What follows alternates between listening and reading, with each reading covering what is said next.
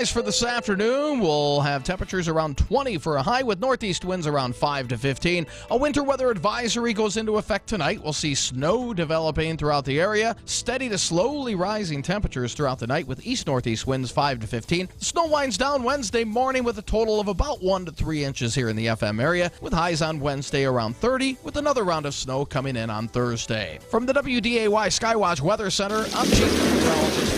This is the Spring Outlook Special on AM 970 WDAY and The Flag.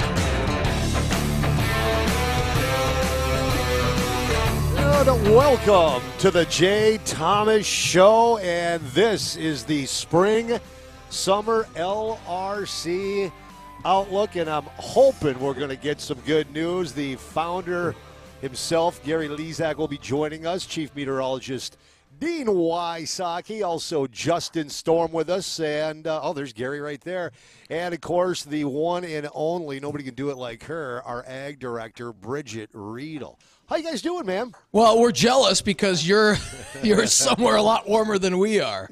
Guys, let me tell you right now. Yeah, I'm in Orlando. It is so hot and humid, and I'm outside. You would think, hey, Jay, how come you're not sitting in your air-conditioned room? Guess what? Air conditioning is out. So they're up there trying to fix it. There are no other rooms in this hotel available. This is my first time in Orlando. You know, Alex and I, we go down to St. Pete's Beach. We go down to Serrata Resort. You can walk off the resort, go down Gulf Boulevard, do some shopping, some eating. This is 100% pure, unbelievable chaos down here in Florida. We went up to Ocala yesterday, filmed the Don Garlits Drag Racing Museum. And that's, I don't know, probably 70 miles up north of here in central Florida. I kid you not, we didn't get done filming till like 11 o'clock last night. The traffic was like rush hour in the cities. You got 5 lanes, and it's bumper to bumper. It took us 2 hours plus to get back. This morning, we went down to Kissimmee and St. Cloud. It is absolute chaos. We're coming back, and I asked the guy we were filming, Vinny, I said, Vinny, is it always like this? He says, Jay, they have fallen so far behind in communities like ours, like Kissimmee, St. Cloud. He said, I go to get my daughter from school. It's a 4-hour round-trip commute, and she's only 20 miles away. It's crazy down here. Jay, I'm coming down there tomorrow. Are you? Yeah, it's Commodity Classic in Orlando. Commodity Classic is the largest indoor farm show. It'll be held tomorrow through Friday. So the other 10,000 people that are on their way, it's going to get a little worse down there. Can you pick me up at the airport? I got a We're dinner actually date by that the night. we're actually by the airport. We are at the La Quinta, right by the airport. So I'll have to keep turning my mic down when the planes go over. So yeah, we're not too far from the airport. Otherwise, I mean, it's beautiful down here. But yeah, the heat and humidity. It's one thing. If you're down here vacationing, you can sit around, relax at the beach, have some cocktails, shirt off, shorts on, sandals. But when you're down here working and you're trying to do that in the heat, it is crazy. It's nuts down here. But it's better than being up there right now weather-wise. I like how Jay says, working. Yeah. Come on, I'm working. I'm looking at beautiful cars. I got to hang out with Don Garlits' nephew all day yesterday. Nice. So. All right, and we've got Jason's on line one. He's calling in for us. Jason, go ahead. What's going on? Hey, Jay. Yes. You should be in the pool broadcasting with your shirt on. No, I don't pull Scott Hennons. I don't do that. I'll be in the pool after the show's over, though, because I have nothing to film when we – now, remember, we're an hour ahead here, so when we get done, it'll be 6 o'clock. I might get an hour of sun. That's it, but I will be in the pool later on. And we got the greatest meteorologist in Fargo, and we're not going to get any more snow this winter. Is that true, boys? No more snow this winter? Thanks, news. Jason. Appreciate the phone call, brother. I don't think that's going to be the case, no. I didn't think in so. fact, let's bring in, for those of you that aren't familiar with the LRC, and we've got Gary Lezak. And Gary, tell a little bit about yourself for anybody that is kind of new to listening to us. I know we have a lot of new ag community listeners, so tell people about yourself and what the LRC is all about. Well, thanks, guys, and great to see everybody. And Yes, Jay, I thought that was a virtual background. I was like, that is. I want to make this a permanent background. Yeah, there you go. Broadcast live from. I was just in Miami at the Natural Disasters Expo. Met a whole bunch of people down there. We had a booth discussing Weather 2020 and the LRC and the cycling weather pattern. And I grew up in Southern California. Since I was 5 years old, I've been interested in weather, and I'm still living my dream. I left TV broadcasting. A whole bunch of people from Kansas City are likely watching your show right now. I have them tune in, and I tweeted it out. I think I did that properly. I'll check. I'll check, Gary. Yeah. So you know what's crazy down. You know what's crazy down here down the weather. How long ago was Hurricane Ian, and even up here in Orlando, when you're driving down the interstate, you're going down the express. The amount of homes that still have tarps over the roofs, unbelievable. Wow. West 2 meteorologist Eric Burris, he issues a hurricane forecast every year using the LRC as well. So watch West 2 tonight, all right? Okay. That's in Orlando. But that's what I want. I watched that, yeah. Oh, good. I grew up in Southern California, always interested in weather, went to the University of Oklahoma. It was like 1987, 1988. When I discovered that the weather pattern is cycling. The weather pattern above us is cycling regularly. And fast forward about 15 years, I advanced this hypothesis and theory and started sharing it with the KSHB TV blog and became a very popular blog in Kansas City. And the bloggers named it after me, the LRC, the Lezak recurring cycle, whatever it's called someday, who knows. But right now, a lot of people in North Dakota are learning about the LRC. People in Kansas City know about the LRC. And hopefully we spread the word around the world. But the pattern is cycling. It is the only predictive method known in the world today that can predict not just the weather 100 days, 200 days from now, but predict when and where things will happen. So if there's a winter storm, we likely predicted it in North Dakota 49, 50, 51 days ago, somewhere like 7 weeks this year. But we likely predicted that. Justin's like, Gary just gave that away. But it's okay. But it predicts hurricanes. It helps us predict severe weather outbreaks. Last week, severe weather outbreak was a slam dunk prediction, months ahead. And then winter storms. And as you know on your show, Jay, I think we met 3 years ago, and you were in a drought, and then the drought continued. We predicted it would continue. Then last year, we predicted that it might be too wet to get into the fields, and it was too wet to get in the fields. And I know the guys will talk more about this. And now what's going to happen this year? It's an absolutely fascinating weather pattern. And Justin and Dean will tell you, and Bridgette too, we have cracked the code of predicting the weather, and that's what we're doing.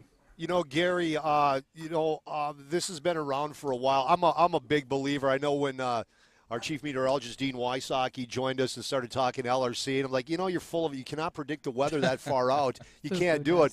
And when we did that first special, and you guys laid out the winter, it was I was immediately a believer. Now there's some folks, there's skeptics out there that like to call it fool's gold, and I understand it. It takes a while for people to understand and go, you know what? Yeah, there is something here, and there definitely is something here. This is crazy what you've discovered. Are you seeing more and more people in your field and ag as well, because it's very important for ag and a lot of industries? Are you seeing more and more now saying, Gary's been doing this a while, and boy, I'll tell you, it's pretty dead on. Are they starting to come around, Gary? Yeah, I think so. And just in the last week, we made a major announcement. Weather 2020, the company I founded, and Barron Weather. Barron Weather is a much larger weather company, and they provide weather graphics for many TV stations, and they have radars around the world, and they're experts at predicting the weather now, warning you when there's going to be a tornado, watches, warnings, and Dean and Justin are great as well. But Barron Weather, they have that system. So we have partnered with them, and just that one partnership has brought us some credibility.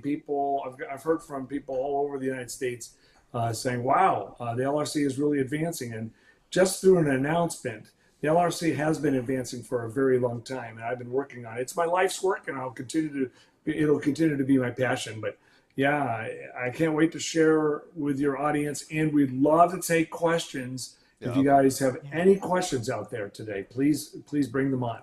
Yeah, 701-293-9000. That is our Thor Building Studio line, post-frame construction for ag and commercial industries. They are the best in the business. You can also email the show, and that is studio@wdayradionow.com. That's our Tyler's Tree Service inbox for all your tree needs. There's only one place to go. It's tylerscut.com. Bridgette, you being in the ag industry, first hearing about the LRC, I got to believe you like most going, okay, let's see. You've been around it long enough. You're seeing that it's the real deal. What are you hearing in the ag world? Because this is huge for agriculture. Okay, so when I first started to hear about it, the word that comes to mind is foo-foo dust. Okay. I thought you were going to call us a quacks. well, that works too. Well, you got your degree on WebMD.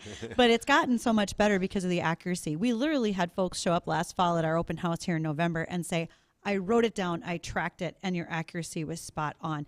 And that has been, the proof is in the pudding, right? We are showing people that it works and that the accuracy is there. Do we know that there's going to be a weather disturbance? Yes. Do we know if it's going to rain 1 to 75 inches? We don't, but we can fine tune that. Just simply knowing, well, we can adjust for planting dates, for purchasing, for inputs, can all make all the difference for a farmer at this point in the year as well. Now, this question goes to Justin Storm, our meteorologist as well. Justin, I'm not going to ask Dean right now because Dean's been around it, but I'll get Dean's response when he first heard about it. But for you, Justin, what did you think when you first heard about this LRC? Because you didn't know about it until you came to work for us here at Flag Family Media. What were your thoughts, man? When I first was introduced to the concept, no. The atmosphere is chaos. You can't do that. You can predict 7-10 days. Maybe you get lucky on day 14. Well, usually at that point, you're so far off base that it's not even worth talking about with the computer models that we have. So I wasn't a believer at all, but I was like, I'll give it a try. And I started writing down the dates, looking at the map. Sure enough, one starts coming back through of same amount of days the cycle is. I'm like, all right, you get that one. All right, you get this one. Why does this keep happening? Yeah, Why is this still spot on? Let's a complete believer. Let's expand on that more after our first little break here to pay some bills. We'll be right back. Phone calls in moments on AM 970 WDAY and The Flag. When it comes to keeping your auto ready for action, Jiffy Lube of Fargo is the team to beat. The Jiffy Lube signature service helps your auto fire on all cylinders like an all-star. With a comprehensive preventative maintenance to check, change, inspect, and fill essential systems, keeping your vehicle game ready for trips across town or across the country. Jiffy Lube of Fargo, locally owned and operated with 3 Fargo locations for speed and convenience, and no appointment needed. If you're tired of the censorship of conservatives, here's the latest. David Horowitz, the famed author and conservative thinker, just posted a YouTube video talking about voting irregularities in the 2020 election, and his video was banned from YouTube. In his new bestseller, The Final Battle, David Horowitz is warning America that big tech and their social media are destroying America and threatening our freedoms. Horowitz says companies like Facebook, Twitter, Google, and YouTube control the information flows, and they're censoring your news. In The Final Battle, Horowitz also warns that a group of secret players are working to change America. Mike Huckabee says you must get this book. Newsmax calls Final Battle the book of the year. Get Final Battle in bookstores, or check out the free offer and save $28 by calling 800-NEWSMAX, 800-NEWSMAX, or go to finalbattle611.com. finalbattle611.com to get your free copy today. What do eyewear and weather have in common? Join us for the Aspire Optical Eye on the Sky weekly weather forecast to find out. Each Tuesday morning, Dean Wysocki, Justin Storm, and myself, Ashley Freeborn, owner of Aspire Optical, will bring you the 7-day forecast. You never know where we'll be or how it will be presented, but we promise to bring you the most accurate forecast this side of the Red River. And learn how you can save big on eyewear from Aspire Optical. Watch the Aspire Optical Eye on the Sky weekly weather forecast on our Facebook, YouTube, and Twitter pages. Trust us, this is weather and eyewear like you've never seen. If you have unfiled taxes or are in debt to the IRS, this is important news. The IRS just rolled out a new program to help struggling taxpayers more easily resolve their tax problems. It's called the Taxpayer Relief Initiative, and it opens up powerful new options for people looking to get back on the right track with the IRS. And no one knows this program like the professionals at Optima Tax Relief, America's most trusted tax resolution company. They've resolved over $1 billion in tax debt for their clients and have the expertise and experience to help you. One easy call to Optima can start the process, helping to put an end to your worries of wage garnishment, asset seizure, and other aggressive IRS actions. Make today the beginning of your fresh start with the IRS. Call the experts at Optima Tax Relief now for your free confidential consultation. Call 800-343-6460. 800-343-6460. 800-343-6460. Optima Tax Relief. Some restrictions apply. For complete details, please visit OptimaTaxRelief.com. This is the Spring Outlook Special on AM 970 WDAY and The Flag. That's right. The Spring Outlook Special on 970 WDAY, 93.1 FM, AM 1100 The Flag, 92.3 FM. And I believe we're out, are we on out in Tioga as well? Yep. We're on out in Tioga. You folks out in western North Dakota watching this, look at this. Yeah, that's greenery, man. That's greenery. Thanks, and I'm looking out the studio windows up there. What is all that white stuff out there? Oh, that's snow. Can't talk about what that is. White sandy beach. White sandy that's beach. Just mean. Oh man, isn't I'm I'm so mean, ain't I? Man. Listen. 701-293-9000. You've got a question, comment, email studio at WDAYRadioNow.com. I know we got callers waiting. Carol, you'll be first on the phones, but let's go back and finish with Justin. Yeah, so you were asking me what I was first thinking about the LRC when I was introduced to this out of school, and I wasn't a believer. You're not taught this in the university.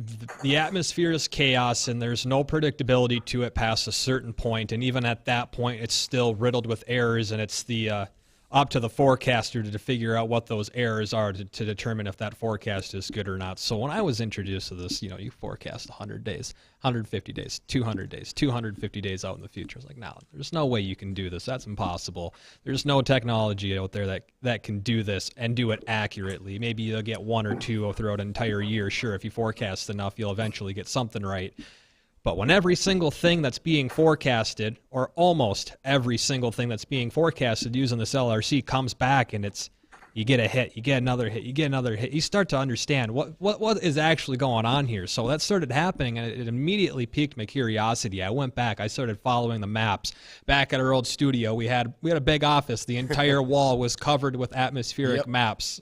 Into the hallway, too. Into the hallway, out the corner. And doesn't help. Man, what the hell are these guys doing, putting all these maps up on the wall? And you would space them out so they'd be the same exact length of the cycle. And you see all the similarities and the upper level waves that come through. And it's down to the day that, sure, there's that wave. 56 days later, there it is again. Another 56 days later, there it is again. And we started making our 3-6 months outlook forecasts, and those can be a little nerve-wracking. Even for someone who's been in the business for a long time, you throw a 3-6 month forecast out there. I mean, there could be a hit to credibility by doing that. And sure enough, our forecast came back with 80-90% accuracy. Temperatures were spot on. The weeks of heat waves and cold snaps were right down to the week. You're weather guys. Until this, nobody believed what you said anyway. I know. True. Give Bridgette a rim shot on that one. Yeah, there you go. No hey, let me grab some calls, guys. I believe Carol's going to be first. Carol, you're up on the Jay Thomas Show on the Spring Weather Outlook. Hi, I just have a question. Can you predict if it floods, and are we going to flood this year in Fargo? And I'll hang up and listen for your answer. Good question. A lot of people want to know that. That's a real good answer, Carol, and or a real good question, I should say. Yeah, it's a easy answer to that is we always see some kind of minor flooding along the Red River, and I think it's going to be something similar to that this year, minor to maybe moderate. The frost level is not that deep. So once we start to melt this snow, a lot of this is going to be able to sink in. There won't be as much runoff this year as there has in past years. And there's not a whole lot of water content. A lot of this is the dry, fluffy snow. I think it came down to about an inch and a half right now, Justin, of if this all melted, it'd be about an inch and a half liquid, roughly. Based on what's on the ground, it's probably something around there. I know that since the last snow that didn't melt, we've had about 3 inches of liquid equivalents over the entire winter. So with that being said, it's I just say minor to moderate flooding. And again, we'll see what happens between now and mid-April because we do have a couple of one of those signature storms coming through here around and then again after Easter. So assuming that doesn't dump a boatload of snow on us, I think we'll be okay in terms of flooding. All right, let's go to Dean. Yeah, go ahead, Gary. Well, before we get to the next call, something that we'll have to monitor closely now for North Dakota is just north of this sweet spot. Right. There are these what we call anchor troughs and ridges. Storm systems reach their peak strength most often near these anchor troughs, and not only is it a broad seasonal effect, but we know when those storms are going to return. And the main precipitation area is not that far from southeast North Dakota. So Nebraska to Minnesota is in the sweet spot of these really intense storm systems, and it's absolutely fascinating. So we'll have to watch that for flooding this spring, for the Corn Belt in general. And there's still some dry areas that we're going to talk about. I'm sure we're going to get to the forecast in the third hour. Is that right, guys? Is that the plan? Is there a plan?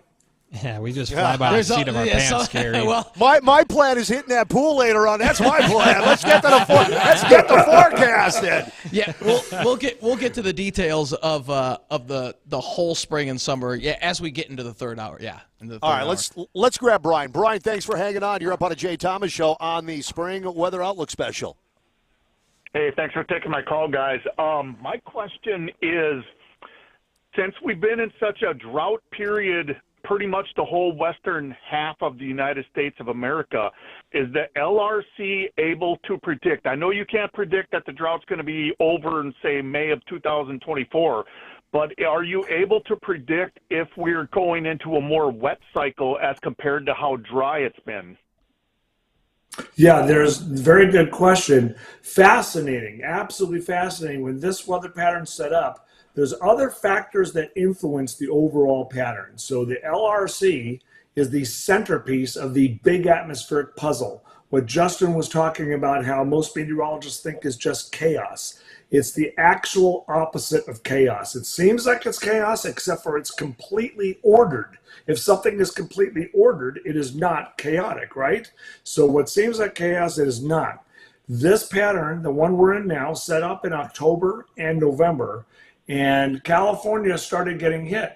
The other influences on the LRC are La Nina, which is the cooling of the tropical Pacific Ocean. ENSO is the El Nino Southern Oscillation Index, and ENSO's been in the La Nina phase for 3 straight winters. And for 3 straight years, North Dakota has had very different winters, from a very dry one a couple years ago to the wet one last year to the somewhat wet one this year.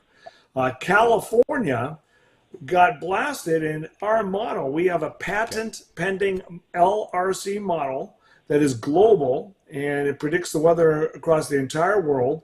And California, in November, friends of mine were going to Lake Tahoe. They have a place up there. They're going skiing. And they said, what does it look like for this winter? I said, our model is showing 200 to 600% of average snow and rain. Okay, hold that thought. 200 to 600%. Gary, we got to get to a break. We got to take hard breaks. Tim's in Fergus Falls. He's coming up. Gary, I'll let you finish that when we come back. 701-293-9000. Email studio at WDAYradionow.com. Callers, hang on. We'll come to you when we come back. It's the Spring Weather Outlook on 970 WDAY, 93.1 FM. And AM 1100 Flag, 92.3, and out in Tioga. More from the Spring Outlook Special, including your phone calls in moments on AM 970 WDAY and The Flag. Good afternoon. I'm Tom Tucker, WDAY News First. Topping news at this hour, a North Dakota House committee is considering a tax relief measure. The House Finance and Taxation Committee heard testimony on a resolution to eliminate property tax. Backers are looking to put the measure on the ballot for voters to approve. Supporters say the measure upholds individual liberty and will help residents have more economic opportunity. The public libraries in Fargo are making spring seeds available free to gardeners. The seed library launched Monday and has a collection of flower, vegetable, and herb seeds for people to grow at home. The seeds are available at the Maine and Dr. James Carlson libraries while supplies last. There's a limit of 5 packets per household. South Dakota Governor Kristi Noem continues her push to get state lawmakers to repeal the tax on groceries. Hoping they'll do that this week. You know, they've got other proposals to spend money and to keep getting other projects done. But with all this revenue coming in, I'm really hoping they'll decide to return some back to the people. Noem says South Dakota is one of 7 states in the country which tax grocery sales. And the Minneapolis-St. Paul International Airport is the best in North America. That's according to the Airport Service Quality Program's annual survey. It asked 465,000 travelers to rate their experience at airports across the continent. MSP scored the highest for the second year in a row. Tom Tucker, WDAY, and WDAYRadioNow.com. They'll have you laughing right along with them. They're Bonnie and Friends. Nothing too bad. You got Dean. You could make money there. That could have been $10. We don't do that. He's just doing his job. But he could Full take service calls when he meteorologist. gets off the air, and it could be $10 a pop. What are the 3 numbers on the back of the card? I mean, how hard is this? Did you live a criminal life when you were young, I was trying or to what? make money. I'm collecting Social Security. Well, don't drag Dean down with you. I can't afford to have both of you in jail at the same time. Bonnie and Friends. Catch them weekday mornings beginning at 5. There is always something fun and delicious going on at Sweet Shots. Enjoy the happy hour in the lounge with half-price apps, $3 house wines, taps, and White Claws. Weekdays 3:30 to 8:30. Oh, and check out their weekday $10 lunch combo with mouth-watering items that include choice of soup, chips, or coleslaw from 11 to 2 every weekday. And they have great-tasting new menu items to try out at Sweet Shots, where membership has its privileges. Find out about individual, corporate, golf, and simulator memberships at Sweet Shots in Fargo. 52nd Avenue South, online at sweetshots.com. SUITE, shots.com.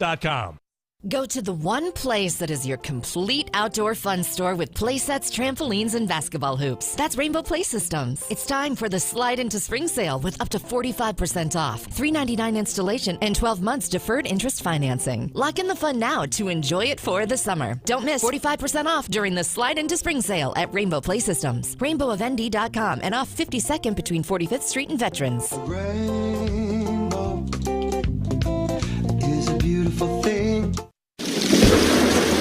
This is the Spring Outlook Special on AM 970 WDAY and The Flag.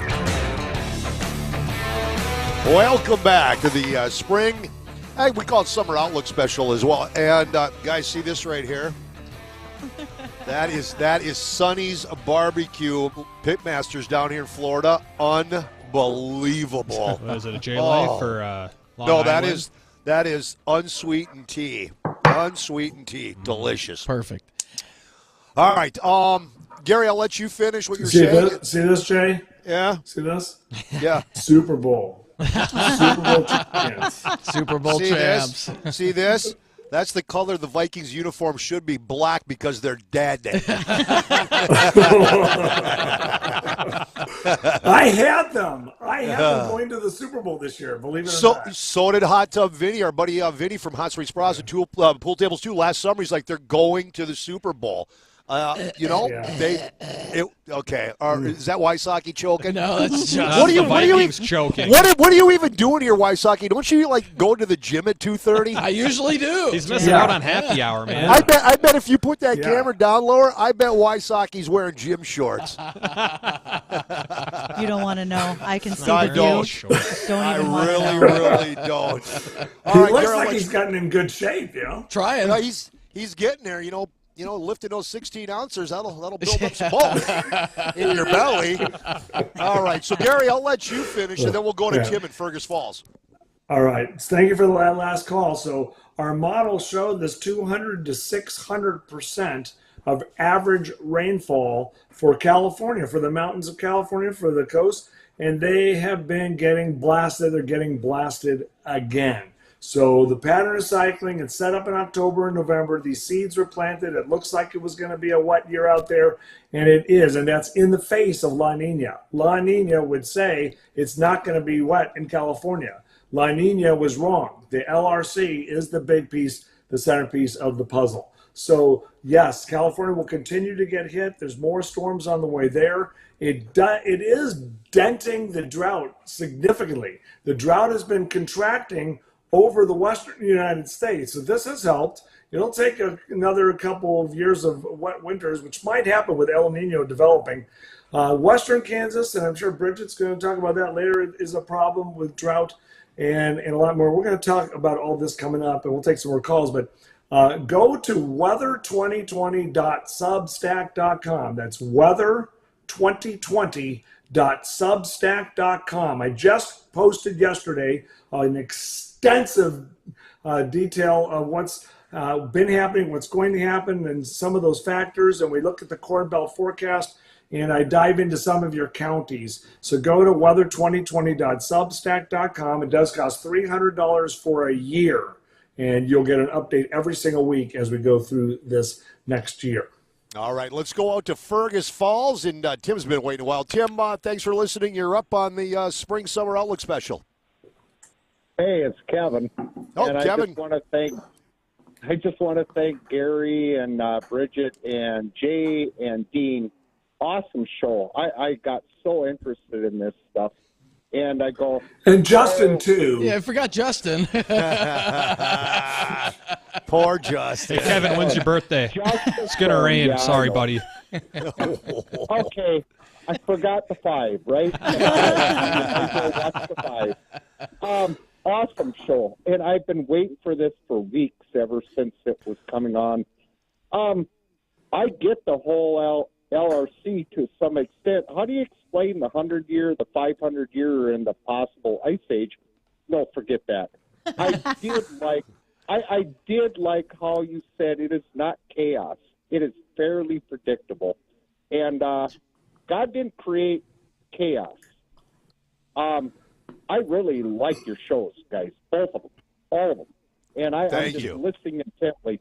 All right, take it away, guys. Thanks, Kevin. Thank you. Thanks, Kevin. Appreciate you listening. This wouldn't be successful if it wasn't for all the people out there that do listen to all our shows, and especially these specials. And we got to say a big thank you to Mr. Lezak, because Gary, I mean, this is a busy man, and he's willing to take the time. Because I got to believe you don't do this for a lot of radio stations. He's willing to take the time out of his busy schedule to talk to you folks, to explain this, and to give you that outlook. So, Gary, a big thank you from all of us at Flag Family and all the listeners out there. Well, you're welcome, and thank you to you. I mean, from Bridgette and Dean and that other guy, Justin, is sitting there, too. I bought him lunch today. He'll be all right. And yeah, Jay, but you didn't get him Sonny's. That's right. It's the Jay Thomas Show. I mean, this is amazing. We're all proud to be part of your show, and thank you very much for being just the great personality you are. You're just amazing. I mean, you're super talented Jay Thomas, and he's in Orlando. I can't believe it. All right. Everyone who was just joining us, I thought there was a virtual background behind him. And then here, Dean, Justin, and Bridgette, they got this. Look at it. It's real. It's not virtual. That is real background. Palm trees. Wow. Oh, man. Oh, hey, there's a couple geckos right down there. There you go. Yeah. All right. and then the rest of you guys, you have the snow background. And here in Kansas City, we live in weather hell. I don't know what you want to call it. Nothing happens here. Okay? Do you know how much snow we've had this winter? 287, I think, is our total. Wow. You can have some of ours. Well, didn't New York City just get their first measurable snow this season like last week? What's going on there? That was it. Yeah, and Washington, D.C. hasn't had any snow this winter. Jay, you should know by now what's going on there. Look. LRC. The LRC. Right? Yeah, buddy. Predicted this. Nice. The LRC. This is when I retired from TV on December the 1st. I retired from TV, and this guy, Jason, at work, he had this made for me. It's my favorite present. Hey, by the way, guys, before you answer Kevin's question, we should probably mention you can actually watch what's going on right now. Where can folks go to watch the special that we have right now? I believe it's up on Facebook on 970 AM WDAY on that Facebook page, as well as on 970 WDAY's YouTube channel as well, I'm pretty sure. There you go. Okay. And Gary, we've got an email. They said the LRC goes in cycles each year. What determines the cycle length, and when does the cycle start? Would you like to explain that? Yeah, we're not sure exactly what creates it or causes it. We do think there might be astronomical reasons and forcings, because there's this seemingly, it's either a coincidence, but there are no coincidences, right, everybody? It's either a coincidence or there's something to it. But the sun sets at the North Pole every year around September 22nd, 23rd. On the autumnal equinox, the sun sets. Here in the United States, we have twilight for about an hour, but at the North Pole, they have twilight for 12 days. It finally goes dark around October 5th, 6th, or 7th, and that's about the time the LRC sets up every year. When it sets up, it's a brand new pattern. Every single year is unique. You can't say, well, this year looks like 1984. Well, it might, but it's definitely going to be unique this year. And a cycle evolves, and if there's a very significant storm in October, that part of the pattern that produced that very significant storm will be cycling back through. And when it does, we start to identify the cycle length. And because it is real, okay, and we have a model, mathematics will be able to analyze and predict what cycle it is that year. But we use art and science combined, and we think it's astronomical forcing that starts the cycle. So now, this is amazing. Right now, guys, this week, the beginning of the fourth cycle of this year's pattern. I feel like I should have worn a special. I want to throw onto that, Gary. When we go to identify these maps and just some more additional proof, and Michael, maybe you can throw up that the image of the 3 atmospheric maps, 52, 53 days apart. It's somewhere in there. That is one of the classic storms that we've had come through all 3 cycles, and every single time it does, it originates from the same place off the west coast. Yep, that's the one. It comes in, and 53 days later, there it is again. I can't see the date. I believe that was in December, or maybe it was early January. And then the bottom right January image, 1st. The bottom right image down there is one of the model expectations. I think it was 2 days before that storm happened, and that was just one of the recent storms that we had come through here. I think the bulk of it went just to our south again. But, I mean, the proof is right there. That's one example from this year so far. And you can't tell me that there's not something to this. You can't say it's coincidence if it's happened twice in a row. And it's going to happen again and again 2 or 3 more times this spring and summer. All the way through September until a new pattern sets up. And what's fascinating is that right now there is this big, huge block. Okay, there's a big boulder in the river of air up there, up in northeastern Canada. Right now, as we speak today, it's a big upper high, and anybody who knows meteorology, that 500 millibar map that you were showing there, that's about 18,000 feet up in the atmosphere, and these are the maps. There you go. There's January 1st, November the 9th, and then this recent cycle on the 20th of February. So you can see the cycle. But this big boulder that's up there in northeast Canada, it's blocking the flow, and I believe it's speeding it up. So right now, that cycle is actually a little bit shorter. I'll talk about it with you later, Justin, but it's about almost exactly 7 weeks. But when that boulder breaks free and it gets pushed away by this river of air, which is going to happen the next week, it'll likely drift back towards that 50, 51, 52 days. But it's absolutely fascinating. Let's grab Kevin. He's been waiting. I think there's a Kevin convention in Fargo today. Kevin, another one's up on the Jay Thomas Show. Hey, Kev. No, I'm not another one. I'm the one. Oh, this is the Flynn, Mr. Flynn. Everybody bounce. It's Kevin from the Need to Know Morning Show. What's going on? What's going on, Flynn? Well, Gary, I'm wondering. I have my 30th wedding anniversary coming up this summer on the 10th of July, but we're actually having the party on the 15th. I'm wondering if I should book the band for 7 or 9, depending on the rain chances. Snow. Can you Snow. dial Let me that just for me? look. No. Yeah, this is what month? July. Looking at July 14th or 15th. If you could, even dial in a day, it'd be better. I'm going to give you the forecast right now. Yeah. Yeah, no, I got a model that goes to July. Here we go. I'm just clicking on it. We got 1 minute, boys. Apply. Yep, I know. I know that, Jay. I'm actually, remember, I used to be on TV. Okay, July in North Dakota. So let me just put this in. And, well, you know what? I'm going to have to get that to you, but it's going to be perfect at 9 a.m. Perfect. Okay, I'll plan accordingly. I'll stick my neck out. Guys. Sounding good. Thanks, Kevin. All right, let's we got to get to a break here. When we come back, of course, more of your calls, more of the spring summer outlook special. We got to make sure that we thank our sponsors because this couldn't happen without them. I'll let the boys do that when we come back. 701-293-9000. Email studio at WDAYRadioNow.com. More from the Spring Outlook Special, including your phone calls in moments on AM 970 WDAY and The Flag. Spud boys basketball enters the postseason tonight with a rematch with the Sartell Sabres. This is Larry Knutson for Spud Sports on 970 WDAY 93.1 FM. It's tournament time, and both teams are looking to advance to the semifinal round of Section 8 play. Enjoy your Tuesday night 6 o'clock tip-off, Moorhead and Sartell on 970 WDAY 93.1 FM. Are you suffering from neuropathy? Do you experience stabbing pain, numbness, tingling, or burning in your feet? Are you tired of sleepless nights and avoiding life due to pain? If you've been diagnosed with neuropathy or are experiencing pain or numbness in your feet, pick up the phone and call us right now before it's too late at 701-929-7545. Again, that's 701-929-7545.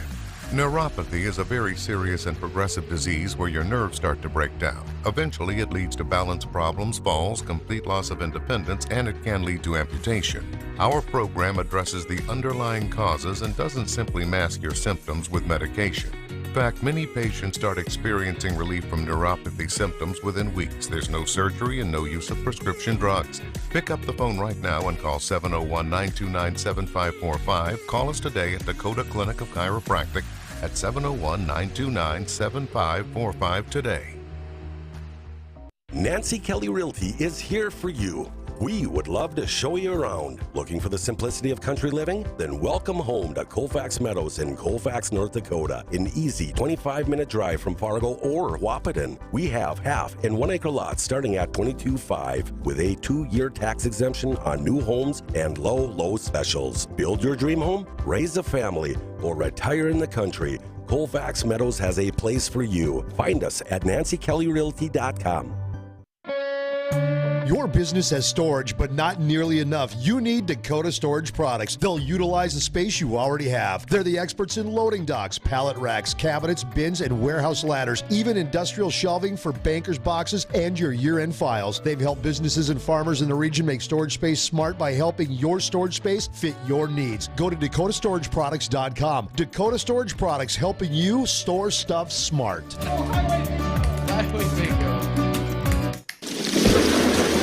This is the Spring Outlook Special on AM 970 WDAY and The Flag. Welcome back to the Jay Thomas Show, special edition of the program. This is the Spring Outlook Special. We do this twice a year, and a big thank you. He is the founder, the godfather now of weather, Gary Lezak, the LRC. And if you have a question, you have a comment, 701-293-9000. Email studio@wdayradionow.com. And Ronnie, I know you said something earlier, and I didn't know if you gave me names or what was going on. I we have. I thought I heard a distinct sound of somebody playing ping pong during the break. Well, that would be me. That'd be pickleball. And secondly, we have a caller. We have a caller named Steven. Okay, we'll get to Steven in a second. Hang on, Steven. What were we talking about before we went to break, guys? Can't remember. The heat's getting to me. Gary was going over cycle length and how we determine it, and right. Yep. Yeah, I was just now posting to the Substack, and by the way, if you're just joining again, join if you're a farmer out there and you want to get your accurate forecast for the planting and growing and harvest season, go to weather2020.substack.com. That's weather2020.substack.com, and you can become a member. It is $300 a year, and it's totally worth it, as you guys know. Dean, tell us, we didn't get to hear you. How did you find out about the LRC? Tell me how. Yeah, I've been in the business, 25 plus years. I don't want to give my age away, but it's been a long time. And 59. I'm sorry. Yeah, right. So when I was working. When I was working in Nebraska, and I was working there for quite a few years, I ran across a couple meteorologists in Nebraska. They're no longer there, and they said, "Hey, have you ever heard of Gary Lezak's LRC theory?" And I'm like, "No, what's it all about?" And they kind of broad brushed it and told me, this is kind of how it works. We're not sure exactly how it works, but we heard it's very accurate down in Kansas City. So I did a little research. I read a couple of Gary's papers that he's published, and I'm like, interesting, because when I was interning way back in the day with Tom Skilling in Chicago, he's been around forever. Tom kind of stumbled upon something like this. He didn't know exactly what it was, but he said, every October, for some reason, it seems like a new pattern sets up. But he just kind of left it at that. He just kind of left it on the side table and really didn't think much about it. So I'm like, well, man, there's got to be something to this. So I did a little more research and kind of followed Gary online. I followed his blogs when he was working in Kansas City on TV and followed along. And I'm like, wow, this really, there's something to this. So I kept kind of just researching it, and then became acquaintances with Gary a number of years ago. And if I ever had a question, it's like, hey, Gary, all right, what's with this pattern here, here, and here? And Gary would explain it. Gary's a great teacher on how the LRC actually works, and so Gary spreads his knowledge to all, to other meteorologists, and then we spread it to other meteorologists, and it's kind of a domino effect. So when I was kind of in the same boat, like, this has got to be a coincidence. It's not. I mean, it is. It's like Gary said, it's 80% accurate 6 months out. I mean, that just sounds incredible. Better than a 7-day forecast. It is, and Gary will tell you that Hurricane Ian, which hit the Fort Myers area last fall. That was a 9-month forecast. That was predicted back in March. I mean, that's crazy. It's just absolutely incredible. And I tell Gary, and when Bridgette and I and Justin, when we go out and talk to community groups here, I said, mark my word, this will be the next generation of long-term forecasting. Better. I got $100 on this deal. That's Bridgette's Orlando fun money right there. Right. Those are fun tickets. Hey, I'm not going for the generic drinks. Right. Of course not. And I've had other people ask me, why don't more meteorologists use this? Well, it's not that simple, because you have to be taught, you have to know how to accurately use the LRC. Once you recognize it, learn how to use it, it's still not that easy, but it gives you an upper hand on forecasting, and it's not a competition thing. Gary will be the first to say, let's spread this word across the U.S. Let's get every meteorologist to use this. I've been trying. Absolutely. And I've been trying. Yep. And it will happen. It will happen.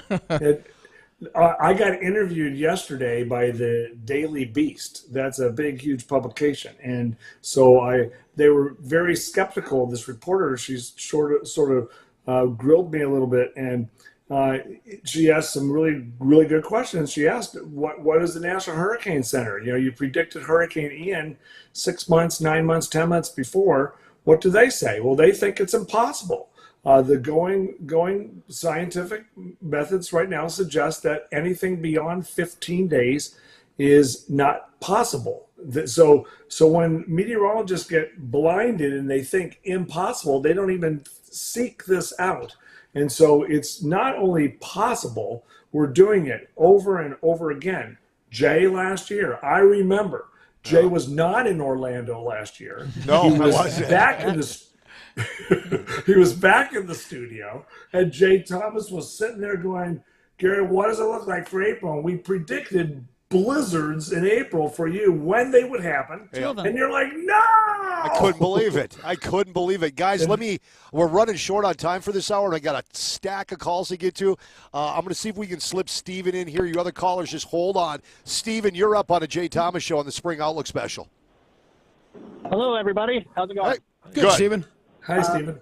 My quick question was, when it comes to the North Pole part of the LRC, is there any relation to the spot in the North Pole that actually pulls our atmosphere and injects it into space? I don't know. We'll have to talk to an astronomer on that one. I don't know. Yeah. All right, Steve. All right, thanks, Steve. Appreciate the phone call. And again, we're running short on time for this hour. But if you're on hold, don't lose your spot. We're going to get you. I know we got. I believe it's Grant coming and up. Bruce. Yep. Bruce coming up. Guys, real quick, we got to thank our sponsors. Thank our sponsors because this wouldn't happen without them as well. No doubt about it. Thanks to Jiffy Lube of Fargo, Gateway Building Systems, Rainbow Play Systems, and OK Tire. A big, huge shout out to them for sponsoring our show here. And like Jay said, we couldn't do it without them. I think we might have enough time, Ronnie. 60 seconds? Okay, we'll hang on. I promise as soon as we come back, we will not gab. We'll get right to the calls. Grant, you're going to be first on the phones, and we're going to get to, I believe it's Bruce and all the other calls. So just hang on. You're listening to the Spring Outlook Special on the Jay Thomas Show on 970 WDAY, 93.1 FM. Also, AM 1100, The Flag, 92.3 FM. And for you folks out in Western North Dakota, right there on our beautiful station out in Tioga, and worldwide on demand anytime, anywhere, WDAYRadioNow.com. And you can also watch it on our YouTube channels. Real quick, where are those at, guys? They're on Facebook, so WDAY Radio. Just search that on Facebook, and you can watch that live currently, or on our YouTube channel as well. News and a ton of weather coming up on a Jay Thomas Show. Spring Outlook Special.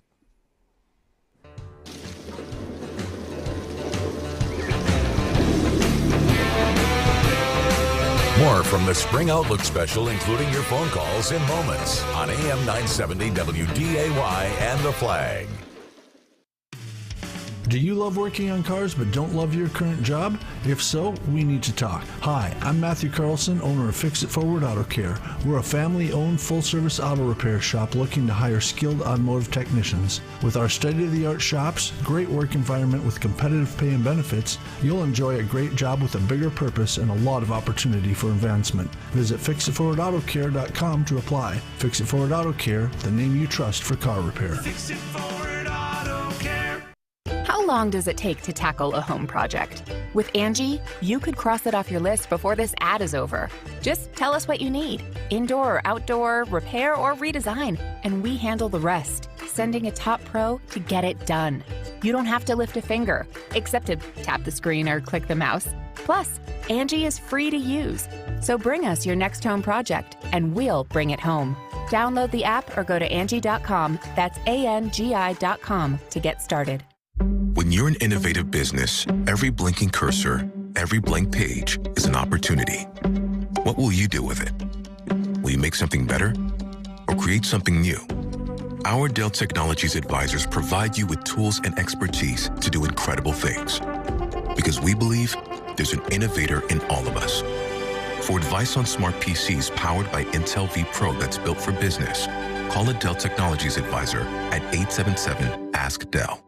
Yeah, I'm so stressed. Our business is growing. We've got people all over now. Ooma. What is that? Meditation? I'm recommending the Ooma cloud phone system with auto attendant and more than 50 features. Ooma? Yep, switching to Ooma is a cinch. Just $24.95 per month per user, plus taxes and fees. Ooma. Now you're feeling it. Find small business calm at ooma.com/radio. That's OOMA.com/radio. Weather and news, fast and first. This is WDAY Radio, AM 970 and FM 93.1, Fargo, Moorhead, West Fargo. From the WDAY News Center, this is Ty Schoenert with your news update. North Dakota's House Majority Leader responded to Fargo Public Library Director Tim Dirks, who says a librarian's duty is to offer books that some may find offensive. I do believe that these books showing various acts and so forth are not something that our kids should be exposed to. Mike LaFleur is a sponsor of House Bill 1205, which has passed the House that would ban public libraries from offering books that contain sexually explicit material. The Senate has passed a similar bill. LaFleur says there are ratings for movies, calling it a type of filter, and says a similar filter is needed for books made available to children. A North Dakota House committee considering a property tax relief measure. House Finance and Taxation Committee heard testimony yesterday on a resolution to eliminate property tax. Backers are looking to put the measure up on the ballot for voters to approve. Supporters say the measure upholds individual liberty and will help residents have more economic opportunities. The committee has not yet taken action. And Minnesota's new 24-hour mental crisis hotline getting swamped with calls. Mental health advocates are calling for more state funding for that life-saving service. The 988 number rolled out last July, and since then the number has received more than 30,000 calls, texts, and chat messages. This is Ty Schoenert with WDAY and WDAYRadioNow.com. More of the Spring Outlook Special coming up. Remember when Dad took you to the implement dealer in town and you walk into the dealership and there it was, aisles and aisles of all those cool farm toys? Feel like that again, making those memories with your own kids and grandkids at the 2nd Annual Greater Grand Forks Farm Toy Show, March 10th and 11th at the Alara Center. Admission's only $6 and kids 12 and under are free. See one-of-a-kind toys made by local craftsmen and aisles of those cool farm toys. The 2nd Annual Greater Grand Forks Farm Toy Show at the Alara Center, March 10th and 11th. Go to the one place that is your complete outdoor fun store with play sets, trampolines, and basketball hoops. That's Rainbow Play Systems. It's time for the Slide into Spring sale with up to 45% off, $3.99 installation, and 12 months deferred interest financing. Lock in the fun now to enjoy it for the summer. Don't miss 45% off during the Slide into Spring sale at Rainbow Play Systems. RainbowofND.com and off 52nd between 45th Street and Veterans. Rainbow is a beautiful thing.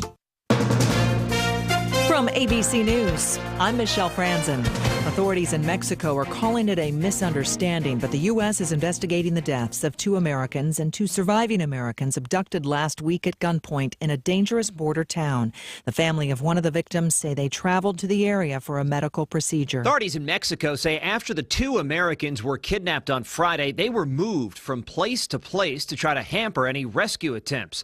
It was just after 8 o'clock local time on Tuesday when those 2 Americans, Eric Williams and Latavia McGee, were found in a wooden house just outside of Matamoros. Williams had a gunshot wound in his leg. The 2 received medical care in Mexico. The 2 survivors have since been repatriated back to the United States. That State Department spokesman Ned Price, one man who was standing guard at that house, has been arrested. Brian Clark, ABC News. Florida's governor today signaling he'll back legislation to make it easier to carry a firearm in his state. Florida's Republican majority legislature debating a law that would let its residents carry firearms without a license. Governor DeSantis' reaction? I'm going to sign what they do. So if they do a permitless bill and that gets to my desk, I'm not going to veto that. If the current Florida bill gets to Governor DeSantis, gun owners would not need a license or training to use the weapon. Andy Field, ABC News. In California, residents bracing for more snow and heavy rain just as they're dealing with record snowfall.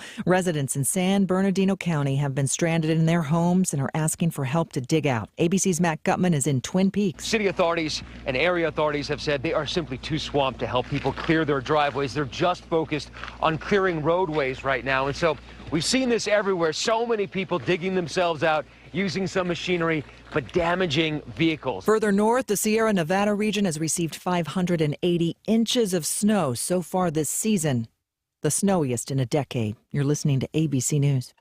Whether you own a local business or a global one, you know that these days, generating growth is a challenge. By teaming with Bank of America, you'll not just stay ahead of the curve, you'll move it. With access to experts, award-winning insights, and business solutions so powerful, you'll make every move matter, locally and globally. Visit bankofamerica.com/banking for business to learn more. What would you like the power to do? Copyright 2023 Bank of America, N.A. What's for dinner? Burgers? After last week, no thanks. Avoiding foods due to fear of diarrhea, gas, bloating, stomach pain, or loose, oily stools? It may not be just stomach issues. It could be EPI, or exocrine pancreatic insufficiency. EPI can cause uncomfortable symptoms because it's a condition where the pancreas doesn't release enough digestive enzymes to break down food. But EPI can be managed. Use the symptom checker on identifyepi.com and talk to your doctor about your symptoms. That's identifyepi.com. Sponsored by AbbVie. Mostly cloudy skies for this afternoon. We'll have temperatures around 20 for a high with northeast winds around 5 to 15. A winter weather advisory goes into effect tonight. We'll see snow developing throughout the area. Steady to slowly rising temperatures throughout the night with east-northeast winds 5 to 15. The snow winds down Wednesday morning with a total of about 1 to 3 inches here in the FM area, with highs on Wednesday around 30, with another round of snow coming in on Thursday. From the WDAY Skywatch Weather Center, I'm Chief Meteorologist Dean Wysocki. This is the Spring Outlook Special on AM 970 WDAY and The Flag. All right. Yeah, welcome back. Spring Outlook Special on the Jay Thomas Show. Love doing this. 4:05 right now. Sorry. I'm looking at the I've got Florida time on here. 3:05. He's in Margaritaville. Yeah, exactly. Yeah, I will be later on. That is for sure. It has been busy down here nonstop, so I'm going to enjoy a little downtime tonight. 701-293-9000. That is our Thor Building studio line, post-frame construction for ag and commercial industries. Better built. They are the best building in the business. ThorBuildings.com. Thad the crew, they will take care of you.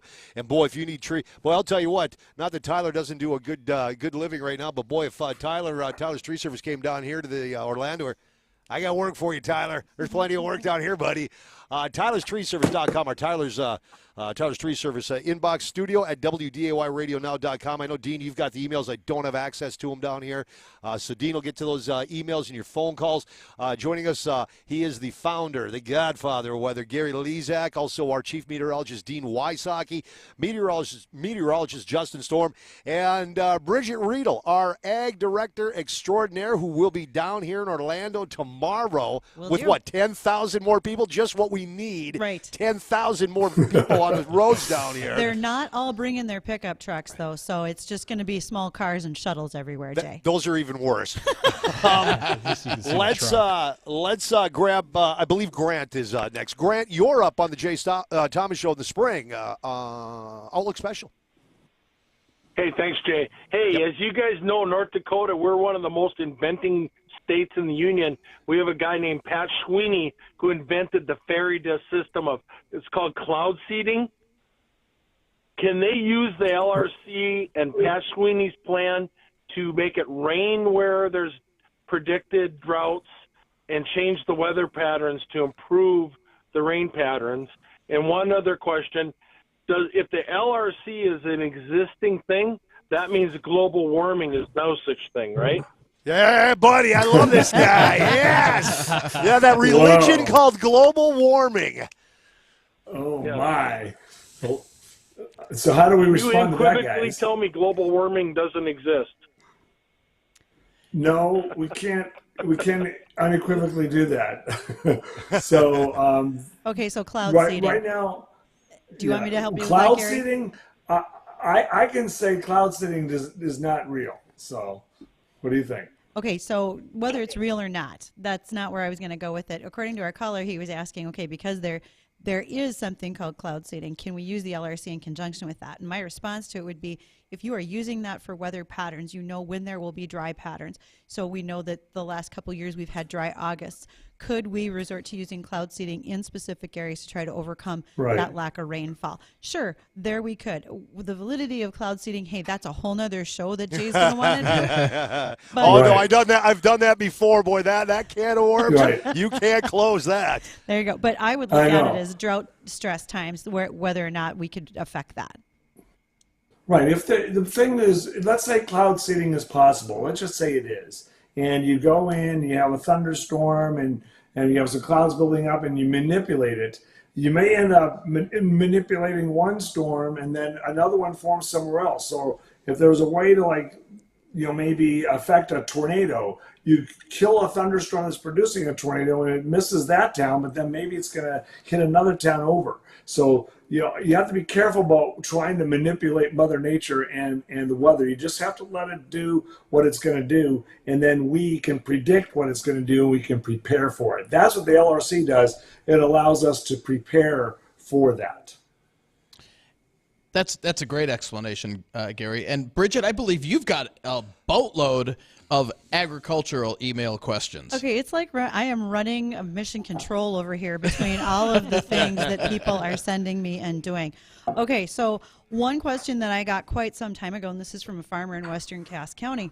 He said, in the 2023 storm systems that we're going to be looking at, and we will map those out, is there a higher probability of hail with any of those systems? Is that something that we can tell folks as we walk through the calendar, this storm looks like it has the propensity for hail or not? Can we do that? Yeah, when you look at the LRC, we have a product from Weather 2020. You can go to weather2020.com or join our Substack account, weather2020.substack.com. But what was the question again, Bridgette? Okay, so when you look at the storms, you overlay what the calendar is going to look like. Can we judge the propensity for hail in any of those storms? Right. Hail is going to be very difficult to be predicted by the LRC. Now, with severe weather outbreaks, and Justin can talk to this one probably, and Dean, last year, a year ago in December, we had the Mayfield, Kentucky tornado on December the 10th. That produced an EF4 tornado that killed 56 people in Mayfield, and 90 people were killed in that tornado outbreak. The pattern that produced that severe weather outbreak cycled back through right on schedule around April 13th. We predicted it would be around April 13th to 16th, and it happened. So the LRC is able to predict that we will have a severe weather outbreak, which may still produce hail, thunderstorms with hail and large hail. But during the summer, it becomes a little more arbitrary when these thunderstorms that produce large hail that maybe aren't on a big, huge, broad predictor like the LRC. So those small individual hailstorms, less likely to be predictable, but the big outbreaks are predictable. Let's grab Justin in Fargo. Justin, you're up on the Jay Thomas Show on the Spring Outlook Special. Hi, how are you doing? Good. I just had a comment. So visiting the Fargo Air Museum, there's a exhibit there that talks about cloud seedings. So I'm just curious, the comment about cloud seeding not being real, is that a phony exhibit? It talked about cloud seeding a certain weather system that came through North Dakota and actually produced undesirable results and ended up in tornadoes in southern Minnesota. I can't give you the time specifics, but there was an actual exhibit at the Fargo Air Museum about that. I'm sure there is something to that, guys. As you said, this is a whole other show. I'm not an expert on that. I do think that there's chemicals that can be released inside clouds that could cause some expansion or decrease in the formation of thunderstorms and maybe increase or decrease rain. It is a possibility. My personal feeling is that it's a very difficult concept to produce significant enough results. So is it something that could be discussed and worked on in years to come? I'm sure, but that's as much as I know about it. Thanks, Justin. Appreciate the call, brother. Appreciate it, man. And Gary, let's go back to an example of how the LRC works. We had an email here saying, I was down in Minneapolis, and this was recently, their last big snow, that record snow that hit Minneapolis. And I know you sent us some graphics. Michael, if you can pull up the graphics of that Minneapolis snow. And this is kind of how the LRC works. So The most recent snowstorm, that record-setting one in Minneapolis that hit on the 21st through the 23rd. Step us through that, Gary, and how that was already predicted. Yeah, it's fascinating. Right now, we're looking at a map here. If you're watching us on the Facebook feed, Facebook Live, and if you're in Kansas City, send us some questions. Call in. I'd love to hear from you guys too. But you can see, look at that 130 to 150% above average rainfall. This is a prediction. I just called this up on our model from March 15th to May 31st. So this is March, April, May rainfall, 130 to 150% predicted by our model. And the LRC model, which is patent pending, is on a roll. It predicted out west in California, the storm out there. I just put that on our Substack. And this shows that. So what happened, the pattern's repeating this year. So the mayor of Minneapolis, Jacob Frey, I believe is that guy's name. Yep. He was in a panic. Okay, he was like, oh my gosh, there's a snowstorm coming. First of all, we live in Kansas City down here, okay? We don't have snowstorms, and I thought you guys were used to snowstorms, but whatever. You guys are in a panic. It's one day away from a snowstorm, but he didn't have one day to prepare for that storm. He had 50 days to prepare for that storm. This week's LRC is cycling at close to that 7-week range, all right? So what happened? When he was panicking, I didn't even know. I wasn't sure what had happened up in Minneapolis. So I went and looked up Minneapolis, and February 21st, 22nd, 23rd, they just had 13.1 inches of snow, or 13.4, something like that. It was the 23rd biggest storm in their history. So the mayor calling it an historic snowstorm is correct. It's the 23rd biggest one in their history. What happened 50 days earlier? Do you guys know? Another historic. Another one. Yep. A bigger one. They already had what was called the big mess, 15.1 inches of snow. That happened on January 2nd to 5th. While that was hitting Minneapolis on January 2nd to 5th, a massive storm was coming into California. They were about to get blasted. What happened after the February 21st to 23rd storm? A massive storm comes into California again. Proof of the LRC right there. Yeah. And mark your calendars, April 11th through 14th. That's 50 days later. That same system will be scooting. Now, Gary, what are the chances with the jet stream lifting north that maybe that storm catches North Dakota instead of Minnesota? Hey. I got a calendar of travel over here. Knock that off. Cancel those dates. Yeah. I think for the April version, it's probably going to continue to just barely miss you. See, here's that graphic. If you're watching your screen now, there's that 14th biggest snowstorm and 23rd biggest snowstorm. They're both related to the LRC. It's not a coincidence that they had two of their biggest snowstorms this year in this year's pattern. And in the upper right, I did a whole case study of this. And you can see that there's the two snowstorms. I said a call for action. We obviously know that June, July, and September versions are not going to produce snow. Are we out of time? Yep, we got to take a break. When we come back, more with our music. guests. And also back to your phone calls. Kevin, hang on, you're coming up. This is the Spring Summer Outlook on 970 WDY. Friends, join us weekday mornings beginning at 5. Coming up on our next show, we'll keep you up to date on all the latest road and weather conditions. Cindy Graffio, Executive Director of the Downtown Community Partnership, will join us. We'll talk about the St. Patrick's Day Parade. It's this coming Saturday beginning at 11. And licensed registered dietitian Elizabeth McGee will be in to answer our health, diet, and nutrition questions. All this and more on the next Bonnie and Friends beginning at 5 a.m. Join us. You can trust your car to us at United Automotive Tech Center. Is your car ready for cold winter weather? See the experts at United Automotive Tech Center. United Automotive has been serving the FM area for over 90 years. Get your car fixed right the first time, on time, with United Automotive Tech Center. Now with 3 locations, 2 in Fargo and 1 in West Fargo. Expert repairs from people who care. United Automotive Tech Center. Hi, I'm Ashley, owner of the Aspire Optical Company. We think that shopping for a new pair of eyewear should be something you look forward to. A big part of that is our above and beyond customer experience, amazing in-store installations, and the most extensive selection of eyewear in the area. We pride ourselves on doing all those things while providing a laid-back and genuinely fun experience. This month, save 20% off your first pair, 30% off your second pair, and 40% off every pair after that. Aspire Optical, eyewear like you've never seen.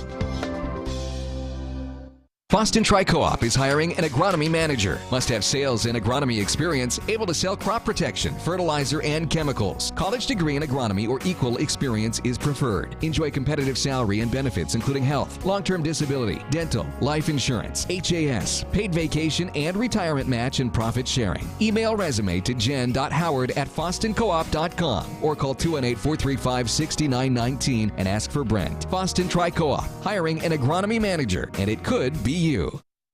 Hey, you missed the turn.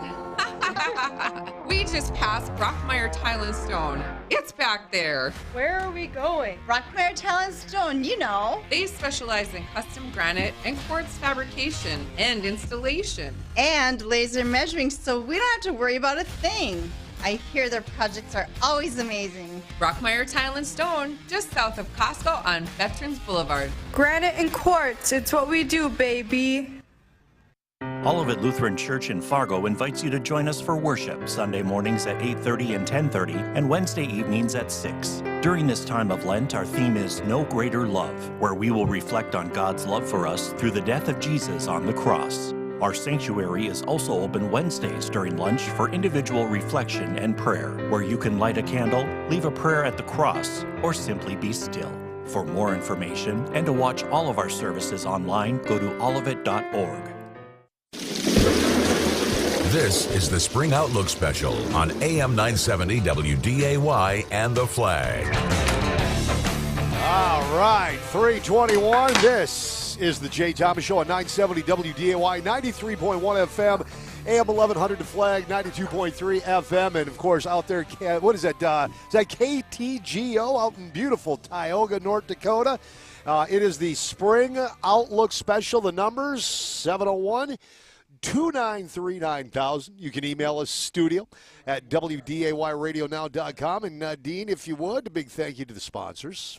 Yeah, big thank you to OK Tire, Rainbow Place Stations, Gateway Building Systems, and Jiffy Lube of Fargo. Thank you so much for sponsoring our spring and summer outlook. Hey, what's the temp back there in Fargo right now? Because I'm looking, and we just bumped up. We're at, looks like we're at 89 right now with a real feel of about 96. You know, sweltering 13. Jay, we warmed up 2 degrees. We're up to 13.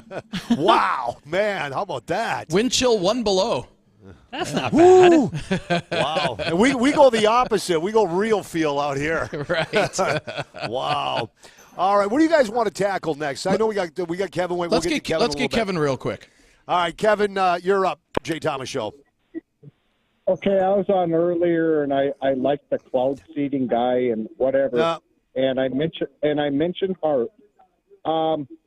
What do you do about volcanoes and natural nuclear winters? I mean, no, I love the show, and, all right, and I go, if you cut all the crap out, again, Gary's dead on. You can predict it. Kevin, appreciate it. Thanks for the call. Thanks for listening. And, okay, usually we don't let people double dip, but we'll let you double dip because, well, you beat us to the punch. All right, I'll let you answer that one, and we'll move on. He just made a comment. He just says he loves your show, Jay. Oh, I thought he wanted you to talk about volcanoes, man. That's a different science. Yeah. All right, what do you guys want to hit next? What do you want to hit next? What do you want to do? Oh, pick me. Bridgette's got quite a few Bridgette's got a emails list over here. Okay, as the Southwest United States, we've gone from last summer of 65% drought across the U.S. down to 40% drought status. what do we think the next level will be with the rain and so forth that's going to be coming over the next few months? Do we foresee this going from a 40% drought status across the U.S. down somewhere around 20? What do we think? Anybody? So that was down in the southwest. Well, the majority has been in the southwest. If you think about Panhandle, Nebraska, Kansas, Texas, New Mexico. But basically this question was, will we continue to see a shrink on what's currently 40% of the U.S. in a drought status, or where do we think it's going to go? One of the biggest drought areas in California has been shrinking, obviously, and they're getting another storm this week. It's going to be significant.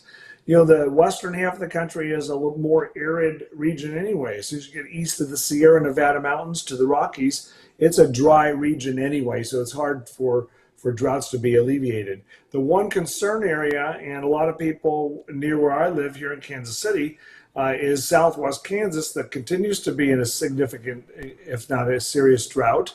And droughts are either expanding or they are contracting, all right? This year's drought is contracting at this moment. That usually doesn't immediately start expanding. So that's a good sign, something to watch over the next few weeks as we move into the spring, summer, and summer months. The wild card will be the summer, but spring looks like it's going to be wet. So that drought is going to continue to contract towards southwest Kansas. The La Nina, the cooling of the tropical Pacific Ocean, that has faded, is now gone. And so we are going to neutral conditions, and next winter might be an El Nino, and that will be something we will discuss next winter as the new LRC sets up. Remember, Enzo is just a influence. And Gary, we had a couple of our guests that we had on over this last week. They're farm and ranch down in the Texas Panhandle, Correct, right? Spearman, Texas. And they've undergone just severe drought down there. Now they've got the Ogallala Aquifer there that they can irrigate a little bit from. Correct. The what? Ogallala. The Ogallala. Wow. Wow. Who are you trying to impress, Wysocki? Man. Well, wow. He can't spell it. I mean, he can say it, but he can't spell it. I couldn't even say it. So, Gary, what are the chances? I mean, I know we were showing the graphic there of how western Kansas just can't break out of that drought, which really extends down into the Texas-Oklahoma Panhandle. Any relief from the LRC that you can see for those areas as we head into spring and summer? Something to monitor is, even though our LRC model says it will continue to be dry down there in a smaller area, as the La Nina has ended, if there's a big influence on the pattern, it is La Nina. I don't like La Nina because it pushes precipitation off to the east most often. That's one of the reasons why North Dakota sometimes is dry during La Nina. But it isn't now, this year and last year. Why? Because the LRC set up favorably for you guys to have precipitation. It has not set up favorably for southwestern Kansas, so that's still a concern. But with La Nina fading, I'm expecting the precipitation patterns to shift west. The same pattern will continue, but slight difference. That influence from La Nina fading may bring heavy precipitation towards western Kansas in the second half of spring. Second half of spring I'm expecting the southwestern Kansas drought to continue to shrink, and maybe it'll be beneficial for the wheat crop out there. So one more thing, we had someone called in at the very start asking about flood potential and risk.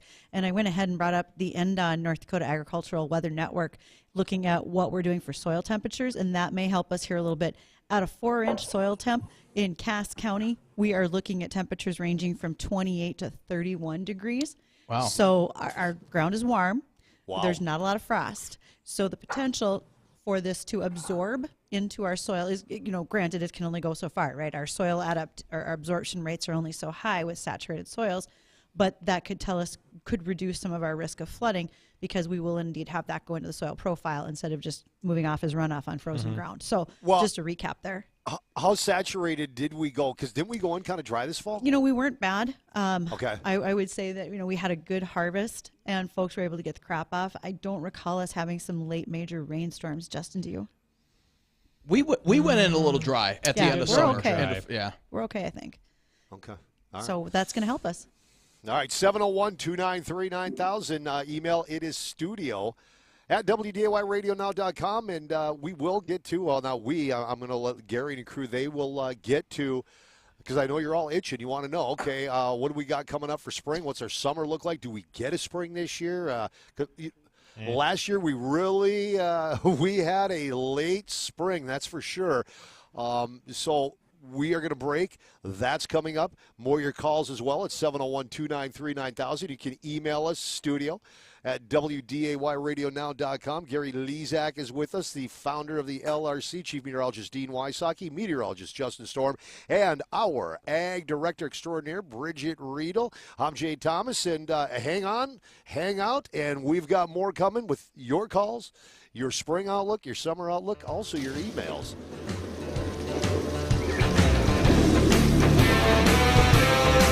More from the Spring Outlook Special, including your phone calls in moments on AM 970 WDAY and The Flag. From the WDAY News Center, this is Ty Schoenert, and it's time for your news update. North Dakota being approved for another $1.1 million from the Federal Emergency Management Agency for pandemic response. The funding to the State Department of Health and Human Services is to cover the purchase cost of nearly 22,000 COVID-19 rapid tests that were distributed statewide. The funding covers from December of 2021 through June of 2022. A change happening in the FM Metro when it comes to recycling glass. So we have not ended recycling of glass in the community. We're encouraging people to keep it out of your single stream collection, your curbside, and put it in to drop sites that are located throughout the community. Minn Kota Recycling Sales Manager Mary Aldrich says the change is happening because glass is hard on their equipment and difficult to transfer up over trailers and creates maintenance problems. The change impacts Minn Kota customers in Moorhead and in Fargo. And Minnesota Governor Tim Walz signing a bill that will provide access to driver's licenses regardless of a person's immigration status. The legislation could impact close to 81,000 undocumented immigrants statewide. It essentially allows them to get a driver's license or a state identification card without showing proof of residence. Critics of the bill said it can create room for voter fraud. This is Ty Schoenert with WDAY and WDAYRadioNow.com. More of the Spring Outlook Special coming up. At Helping Hands Care, they strive to find employees who are compassionate, ethical, and reliable. Currently hiring for CNAs and homemakers in the Fargo office. They have several different shifts with very flexible scheduling. Apply at helpinghandscareND.com. Hey, it's Jay from the Jay Thomas Show and Rides. When I fill up my ride, it's at PetroServe USA because it's American refined petroleum straight from the Bakken in Canada too. Regular, premium, unleaded 88 and E85 too. That's freedom. Choice for the best fuel for you from PetroServe USA, helping America fuel better. And I love filling my PetroServe USA mug with great coffee every day. Bring your ride to a PetroServe USA near you. Attention, experienced agronomists. If you have experience in the agronomy field, New Century Ag is looking for you. They're hiring a full-time agronomist. New Century Ag is looking for a motivated individual to help continue to build and grow their agronomy division. The candidate will be expected to work with farmers on crop protection products and services, seed sales and recommendations, plant nutrient and fertilizer sales and recommendations, and more. Apply at newcentag.com/careers. At Helping Hands Care, the key is finding the right people. They are currently hiring for CNAs and homemakers in their Fargo office, full and part-time with flexible schedules. Apply at helpinghandscareND.com. This is the Spring Outlook Special on AM 970 WDAY and The Flag. All right. We are back, and it is 3:33. It is the Spring Outlook Special on 970 WDAY, 93.1 FM, AM 1100 The Flag, 92.3 FM, and also you find folks out there in western North Dakota on KTGO. I blanked it out there. I'm sorry. A big thank you again to our sponsors for making this happen. Also Gary Lezak, Chief Meteorologist Dean Wysocki, Meteorologist Justin Storm, and also our Ag Director, the very talented Bridgette Readel. All right, Dean. I heard you have got a stack of emails. Oh, let me grab Mark first in Fargo, Sure. and then we'll get to your emails.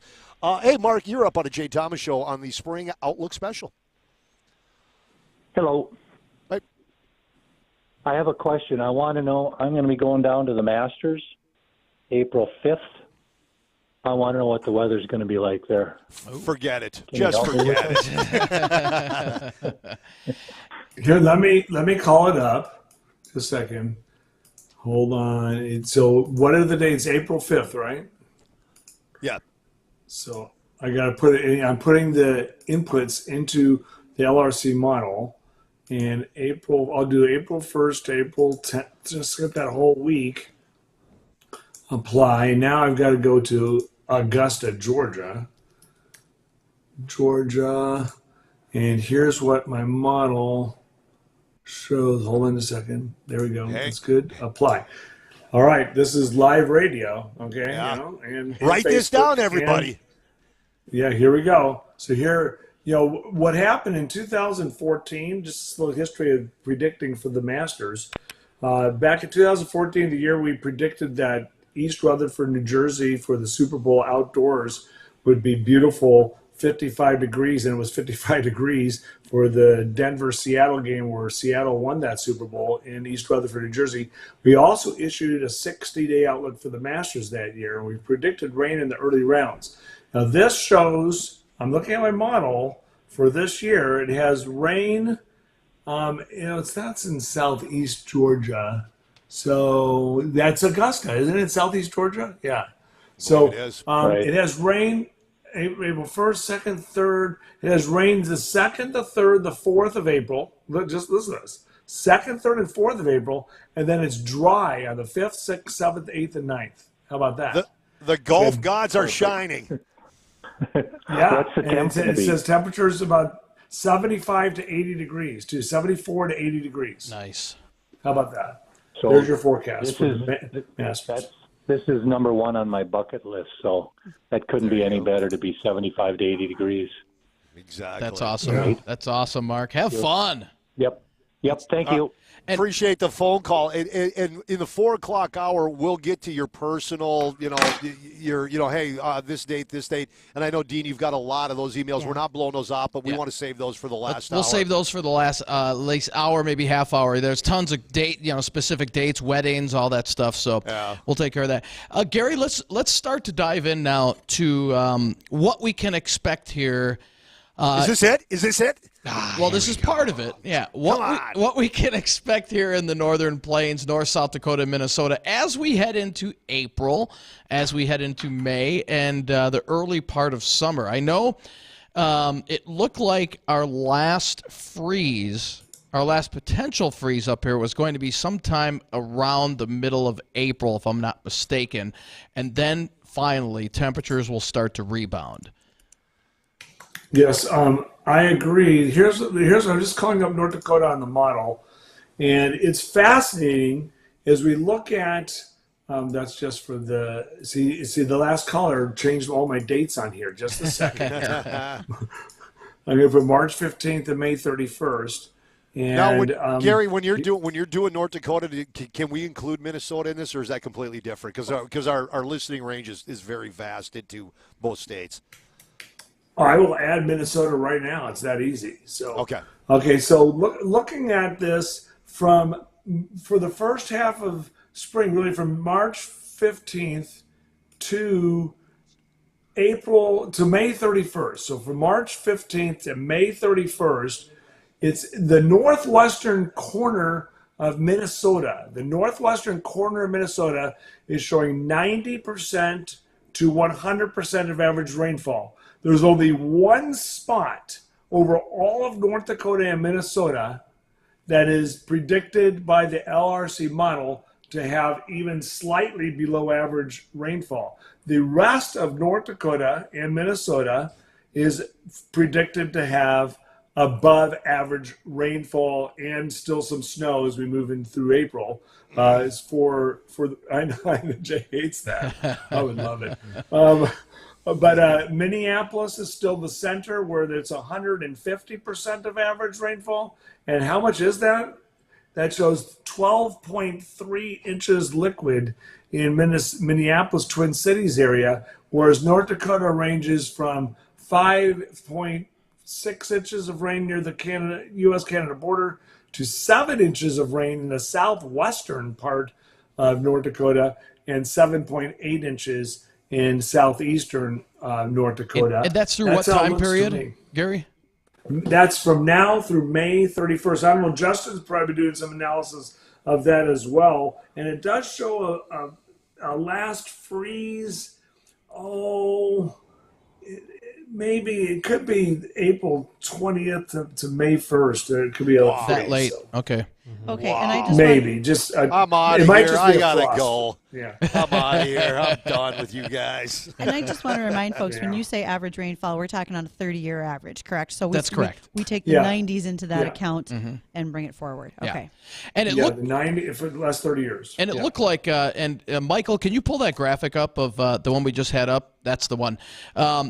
So it looks like it's kind of stretching this out towards the rest of the spring and summer. It looks like that it's like you said, Gary, that sweet spot from north central, northeastern Nebraska all the way up through the Twin Cities and into northeastern parts of Minnesota. Those are the heaviest areas of rainfall all the way through the summer and even into through spring and into summer. And then temperature-wise, on that graph in the upper left there, below normal or near normal to below normal temperatures out in the central and western parts of the Dakotas, it looks like, as well. Right.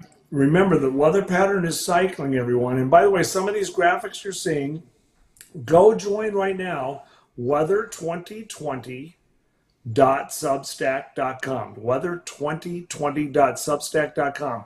It's only $300 per farmer for everyone who joins now. And if you let me know what county you're in, I will get that forecast for your county. I'll either email it to you or put it on that Substack account. So that's weather2020.substack.com. Gary, I want to point out, not just farmers, but for those in agribusiness, if you are selling crop insurance, if you sell crop inputs, if you're an equipment manufacturer, these are also agribusinesses that can participate in that subscription to the LRC. Yes. It's not just about farmers, everyone. It's those who deal with the ag industry overall. Mm-hmm. And storm chasers and weather enthusiasts too. Right. Yeah. Let me hold on real quick. I have got a ton of people that are private messaging me on Facebook questions. Folks, I can't access those because I'm using my phone to do this, to do the video side of this. So you're going to have to send them to studio@wdayradionow.com. I can't get in and access them right now, and I apologize for that. Right. I was going to add on to that, Michael, if you want to throw that graphic back up of the upper Midwest, the last graphic that we were just looking at there, you're seeing all those graphs at the bottom, and some people might not know how to interpret that. And what's going on with those graphs, it's showing highs and lows, expected temperatures, as well as expected precip in the form of a percentage. That's over the entire area that is highlighted in those reds and browns, greens and blues. So that's not one specific area. That's the whole area there averaged out. So when you see that it says, a specific temperature, that's the average of that area, not necessarily the temperature it's going to be in Fargo on that date. And then each one of those spikes in the bottom right, that's when we're expecting a more wet storm system to be pushing through the area. So the lower spikes are usually dry weeks. Those spikes that shoot way up, that's when we're expecting those storm systems. And we'll get a little more in depth with when we're expecting those coming up here in just a bit. Let me grab Dean Excellent. here. Let me grab Dean here up in Portland, North Dakota. Hey, Dean, you're up on the Jay Thomas Show on the Spring Outlook Special. Yeah, I was just curious about, I live between Grand Forks and Fargo, and the precipitation in April, do you have any idea how many inches of rain or approximate during April? Justin, can you pop up that one graphic that I just sent you earlier? I think I did March through May that would really showcase that. I don't know. Did you have that, Dean? Do you have that? Let me. It was one of those two charts I gave you. Michael, those are the ones that I just emailed you just about a half hour ago. Michael, those are the new ones. If you can pull that up, it goes all the way through May. See if you can. It's a blue graph of temperature spikes or precip spikes. And while we're calling that up, see if you can call that up. If you can't, remember what happened last year. Justin and Dean probably can attest to this. There we go. The LRC is just really good all the way through May and June, and then July and August are going to be a wild card. But here, what you're looking at, this is for North Dakota area, and you can see that there's storm systems forecast. When it goes above 100, those are rain days, and when it's below 100, those are dry days. So April, you can see, has some spikes there of storm systems. So April's going to be fairly wet, maybe not quite as much as last year when you had these major blizzards. Those likely will track just southeast of you again. So each one of those spikes is showing a significant storm coming across. So one of them is around April 6th to 10th. It looks like another one towards the middle of April and another one at the end of April. Those are the storm systems we're tracking. Oh, okay. Well, last year, yes, the snow melt didn't cause flooding. I lived by the river, but then we had, 3 inches of rain. Right. Right. Yeah. And then it was the major flood that was coming through.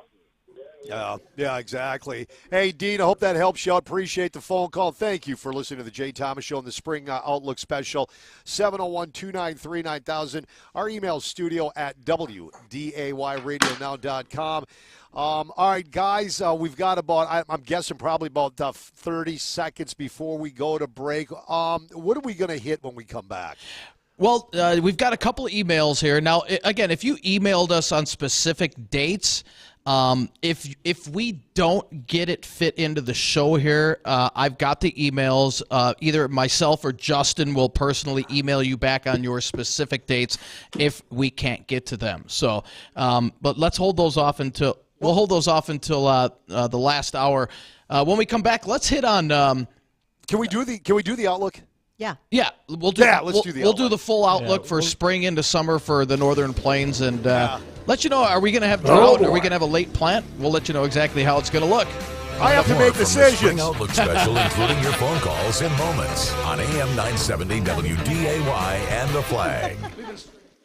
Winter can be hard on a vehicle, especially in Minnesota and North Dakota. That's why servicing your vehicle is so important. At Jiffy Lube of Fargo, they make it easy for you with their signature service oil change. They'll check, change, inspect, and fill essential fluids, helping your vehicle make it through these cold, harsh winters. Locally owned and operated with 3 convenient Fargo locations. You never need an appointment. And at Jiffy Lube of Fargo, they can help with batteries, tire rotation, along with light bulb and wiper blade replacement. Jiffy Lube of Fargo, where you can do more in a jiffy.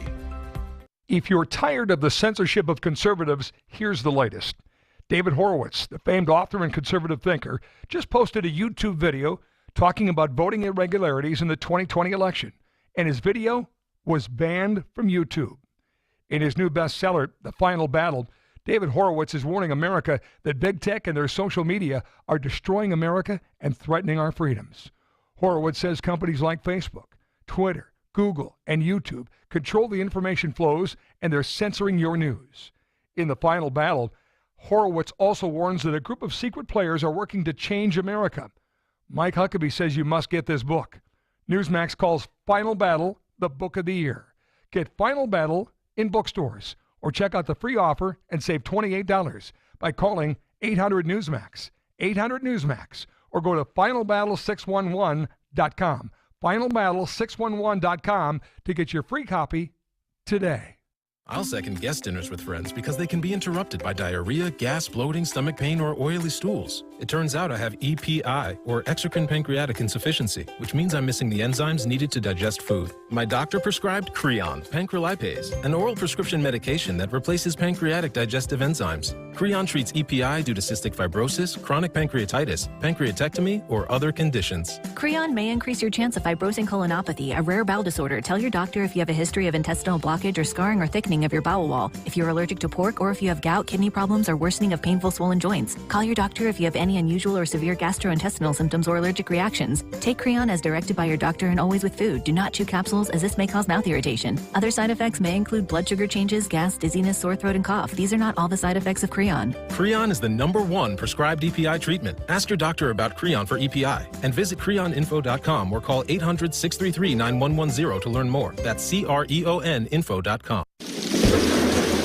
This is the Spring Outlook Special on AM 970 WDAY and The Flag. Yeah, buddy. Having a blast this afternoon. And if you've got a question or comment, 701-293-9000. Email studio at WDAYRadioNow.com. That is, by the way, our studio line. That's our Thor Building studio line. Post-frame construction for ag and commercial industry. ThorBuildings.com for the best building on the planet. Also, our email is, that's our Tyler's Tree Service inbox, tylerscut.com for all your tree needs. And I'm sorry, I'm kind of a little sidetracked here because I just looked over at the pool and realized that one of my camera crew, Alex, has been sitting at the pool now for a good, 2 hours, and Alex is so white that he could ignite something. This poor kid is going to be, I may have to go over there and go, Alex, dude, you need to get out of the sun, buddy. You are not going to feel good tomorrow. That's for sure. All right, so let's do the outlook. What are we looking at here? Come on, man. I have to make decisions whether or not I stay down here. Do I have to call Mama down here and tell her this is where we're staying all summer, or do I come back home? Well, should we start with April? You want to break this down month by month a little bit here? Yeah, we can break it down by month. Okay. I have pen and paper, people. Let's do this. Okay. Good. Yeah, write that down for me, Bridgette. Make me copies because I don't have the ability here. So Justin's got the calendar, the LRC calendar, all made out through Can't see it either. through June, July. Anybody? Right. Yeah. Why don't we throw up the graphic as well, Michael? Let's do the one. There we go.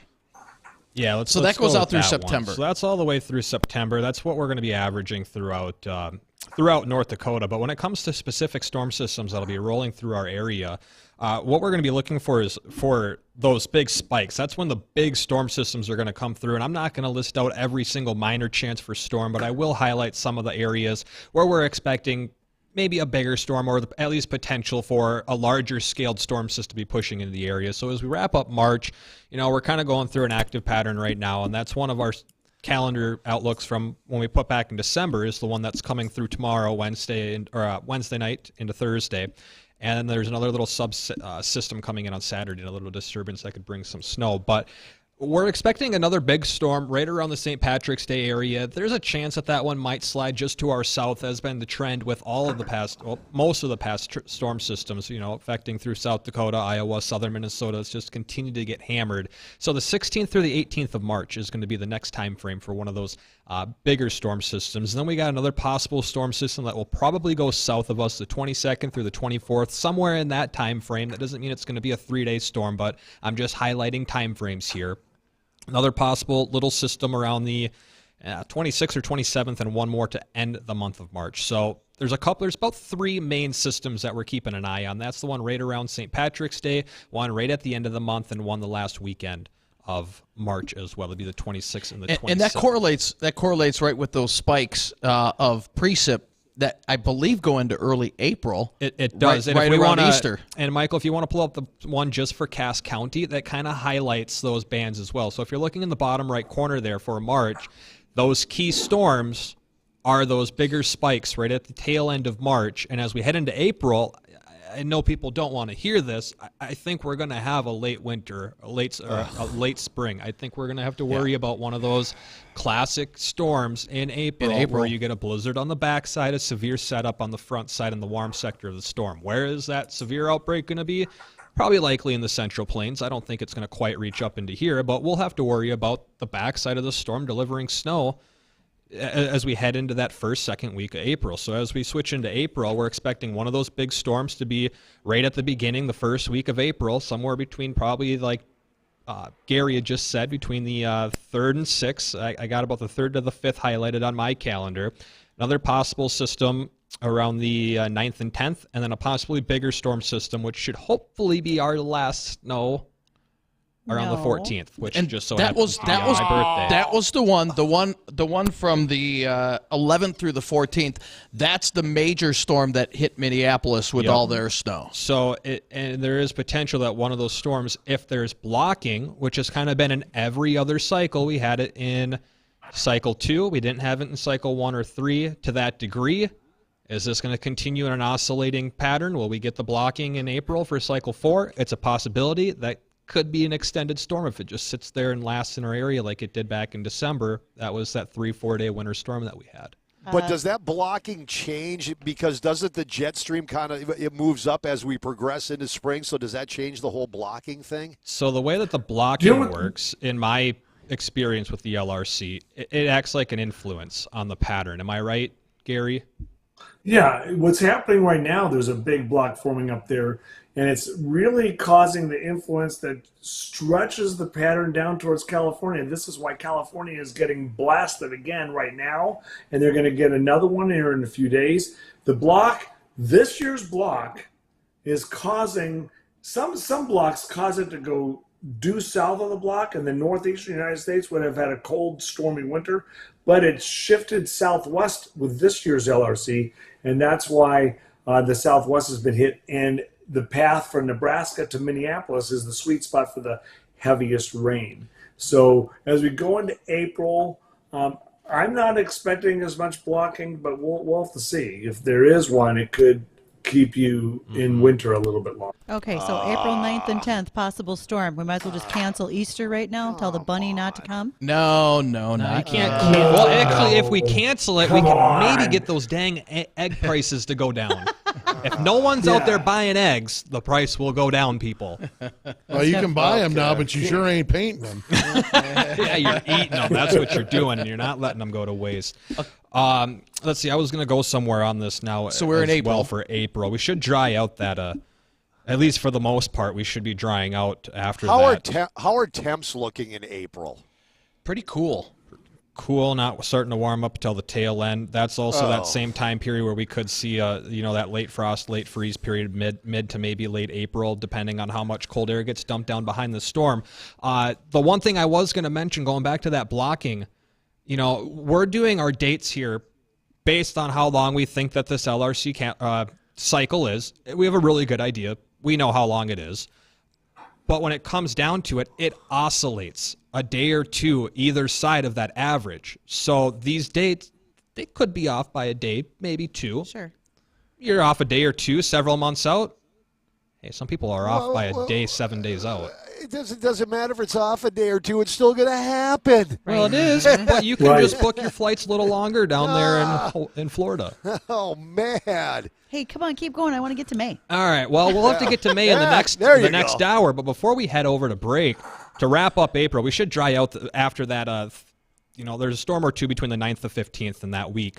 A couple of minor systems possible that third week in April. I guess it's technically the 4th, but between the 16th and the 22nd, those will probably go south, and we'll watch for one more storm system right at the end of April. I think it's going to hold off into early May. So we'll touch on May when we come back. And then also we'll start responding to folks that I know you got a ton of emails, and we're probably going to get a lot of calls on this. People are going to want their personal, on this date, I'm doing this, or I got this going on. And we're going to get to those we when we hit the holidays, on the other too. side. Got to hit the holidays. We got Memorial. We got 4th of July. We got every Friday in summer for Jay. That's a holiday too. That's the Jay as long as baby. Dean is 5 miles away, they look beautiful. No, I changed that. It's now 10 miles. We need my Fry Jays being nice. All right, when we come back, the Spring Outlook Special. More from the Spring Outlook Special, including your phone calls in moments on AM 970 WDAY and The Flag. Adopt US Kids presents What to Expect When You're Expecting a Teenager. Learning the Lingo. GOAT, G-O-A-T, acronym, stands for Greatest of All Time. As in, spaghetti sandwiches for dinner? They're my fave. Dad, you're the GOAT. You don't have to speak teen to be a perfect parent. Thousands of teens in foster care would love you just the same. Visit adoptuskids.org. Brought to you by the U.S. Department of Health and Human Services, Adopt U.S. Kids, and the Ad Council. You wash your hands, you brush your teeth, but how do you clean your nose? With Navage. Navage uses powered suction to pull saline in one nostril, around the back of the nose, and out the other nostril, flushing out allergens, mucus, and germs. And it's why cleaning your nose, the body's air filter, is the next evolution in daily personal hygiene. Navage helps you breathe better, sleep deeper, and snore less, but the biggest payoff is improved health. At Walmart, Walgreens, CVS, Rite Aid, Target, and online. Navage. N-A-V-A-G-E. Clean nose, healthy life. Think about this winter. You're going along snow blowing, and then you hit that uneven sidewalk or a large crevice in your driveway. The blower hits you right in the gut, and your hands hurt. Have you had enough? Ramjack North can help. Level that concrete and put an end to your pain. Contact us now for a free estimate and to learn more at pccnd.com. That's pccnd.com. And have an easy winter. Nancy Kelly Realty is here for you. We would love to show you around. Looking for the simplicity of country living? Then welcome home to Colfax Meadows in Colfax, North Dakota. An easy 25-minute drive from Fargo or Wahpeton. We have half and 1 acre lots starting at $22,500 with a 2-year tax exemption on new homes and low specials. Build your dream home, raise a family, or retire in the country. Colfax Meadows has a place for you. Find us at nancykellyrealty.com. Weather and news, fast and first. This is WDAY Radio, AM 970 and FM 93.1, Fargo, Moorhead, West Fargo. From the WDAY News Center, this is Ty Schoenert, and it's time for your Flag News Update. A man's in custody following a stabbing in a town south of Barnesville. The Otter Tail County Sheriff's Office tells us the incident occurred just after midnight yesterday morning at the Rothsay truck stop. A 42-year-old woman was stabbed by 52-year-old John Fogelman. The unidentified woman was taken to nearby hospital with non-life-threatening injuries. Fogelman is charged with second-degree assault and domestic assault. North Dakota State Senate advancing a bill that provide residents rates for out-of-state National Guard members to obtain hunting and fishing licenses. The bill would allow non-resident National Guard members to be granted in-state hunting and fishing privileges at the resident rate. Supporters say it'll give National Guard members an equal opportunity to enjoy recreation while serving in North Dakota. The bill is headed to Governor Burgum's desk for signature. Xcel Energy plans to build more than 700 electric vehicle charging stations in Minnesota. The company says it's leading the way in electric vehicle charging. Owners of other charging stations say the plan could limit investment by businesses, creating a monopoly for Xcel. Xcel customers expressed concern about the cost of their utility bills. And new South Dakota license plates are being rolled out. The background picture is a photorealistic picture of Mount Rushmore. Those renewing their plates and first-time plate buyers can receive plates with the new design. Renewals can be made online at the DMV kiosk, in person, or by mail. The last time the plate was redesigned was in 2016. This is Ty Schoenert with The Flag and AM1100theflag.com. First at the news when you need to know. They'll have you laughing right along with them. They're Bonnie and Friends. Nothing too bad.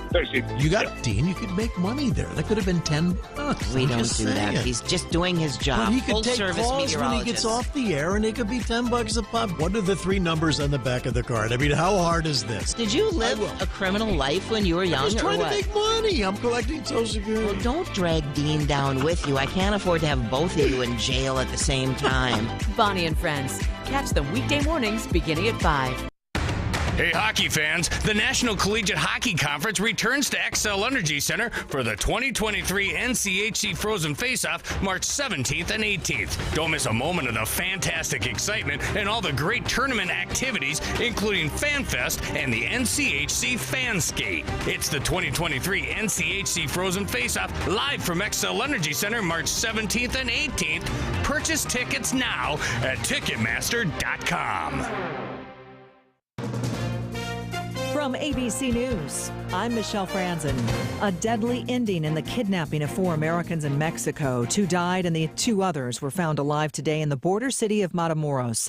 Mexican authorities calling the armed abduction a misunderstanding. Retired FBI special agent and ABC News contributor Brad Garrett says Americans have been warned not to travel to that city. This is considered by the State Department a level 4. That's what Afghanistan is. These are not places that any American should be going. The family of Latavia McKee, one of the survivors, say the 4 traveled to Mexico for a medical procedure.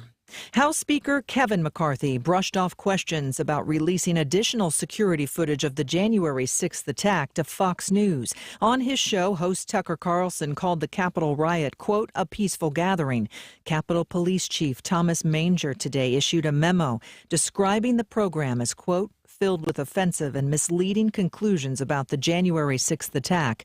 Republican Senate Minority Leader Mitch McConnell today agreed. It was a mistake, in my view, for Fox News to depict this in a way that's completely at variance with what our chief law enforcement official here at the Capitol thinks. Unrelenting storms have paralyzed mountain towns in southern and northern California. Residents in the Sierra Nevada told to stay alert as another major snowstorm moves in. Lake Tahoe could get another 3 to 5 feet on top of the nearly 50 feet so far this season. ABC's Mola Lengi is there. Folks have been stuck for anywhere from a couple of days. We've heard instances where folks have been stuck for more than a week. And the concern now, at least here in the Tahoe area, is the volume of snow piling up on roofs. Crews working to push snow off to try to relieve some of the weight of all of this snow. You're listening to ABC News. In this market, you'll find Fisher Investments is different than other money managers. Different how? Aren't we all just looking for the hottest stocks? Nope. We use diversified strategies to position our clients' portfolios for their long-term goals. You don't just provide cookie-cutter portfolios? No, we tailor our clients' portfolios to their goals and needs. But you still sell investments that generate high commissions for you, right? No, we don't sell commission-based products. We're a fiduciary, the highest standard of care for a financial advisor. It means we're obligated to act in our client's best interest. So when do you make more money? Only when your clients make more money? Yep, we have one transparent management fee structured, so we do better when our clients do better. Sounds like you really look out for your clients. We do, because our priority is helping them achieve a comfortable retirement. That might be why most of our clients come from other money managers. Visit FisherInvestments.com to find out why investors like you switch to us. Fisher Investments. Clearly, different money management. Investments in securities involve the risk of loss. Israel's president. A few flurries developing this evening, and then we'll see light snow developing overnight as a winter weather advisory is in effect. We'll see steady to slowly rising temperatures throughout the night with winds out of the northeast at 5 to 15. Snow continues overnight into the morning hours with total accumulation about 1 to 2 inches, some isolated 3-inch amounts. A little bit warmer for your Wednesday with highs around 30, and then more snow comes into the forecast for later Thursday. From the WDAY Skywatch Weather Center, I'm Chief Meteorologist Dean Wysocki. This is the Spring Outlook Special on AM 970 WDAY and The Flag.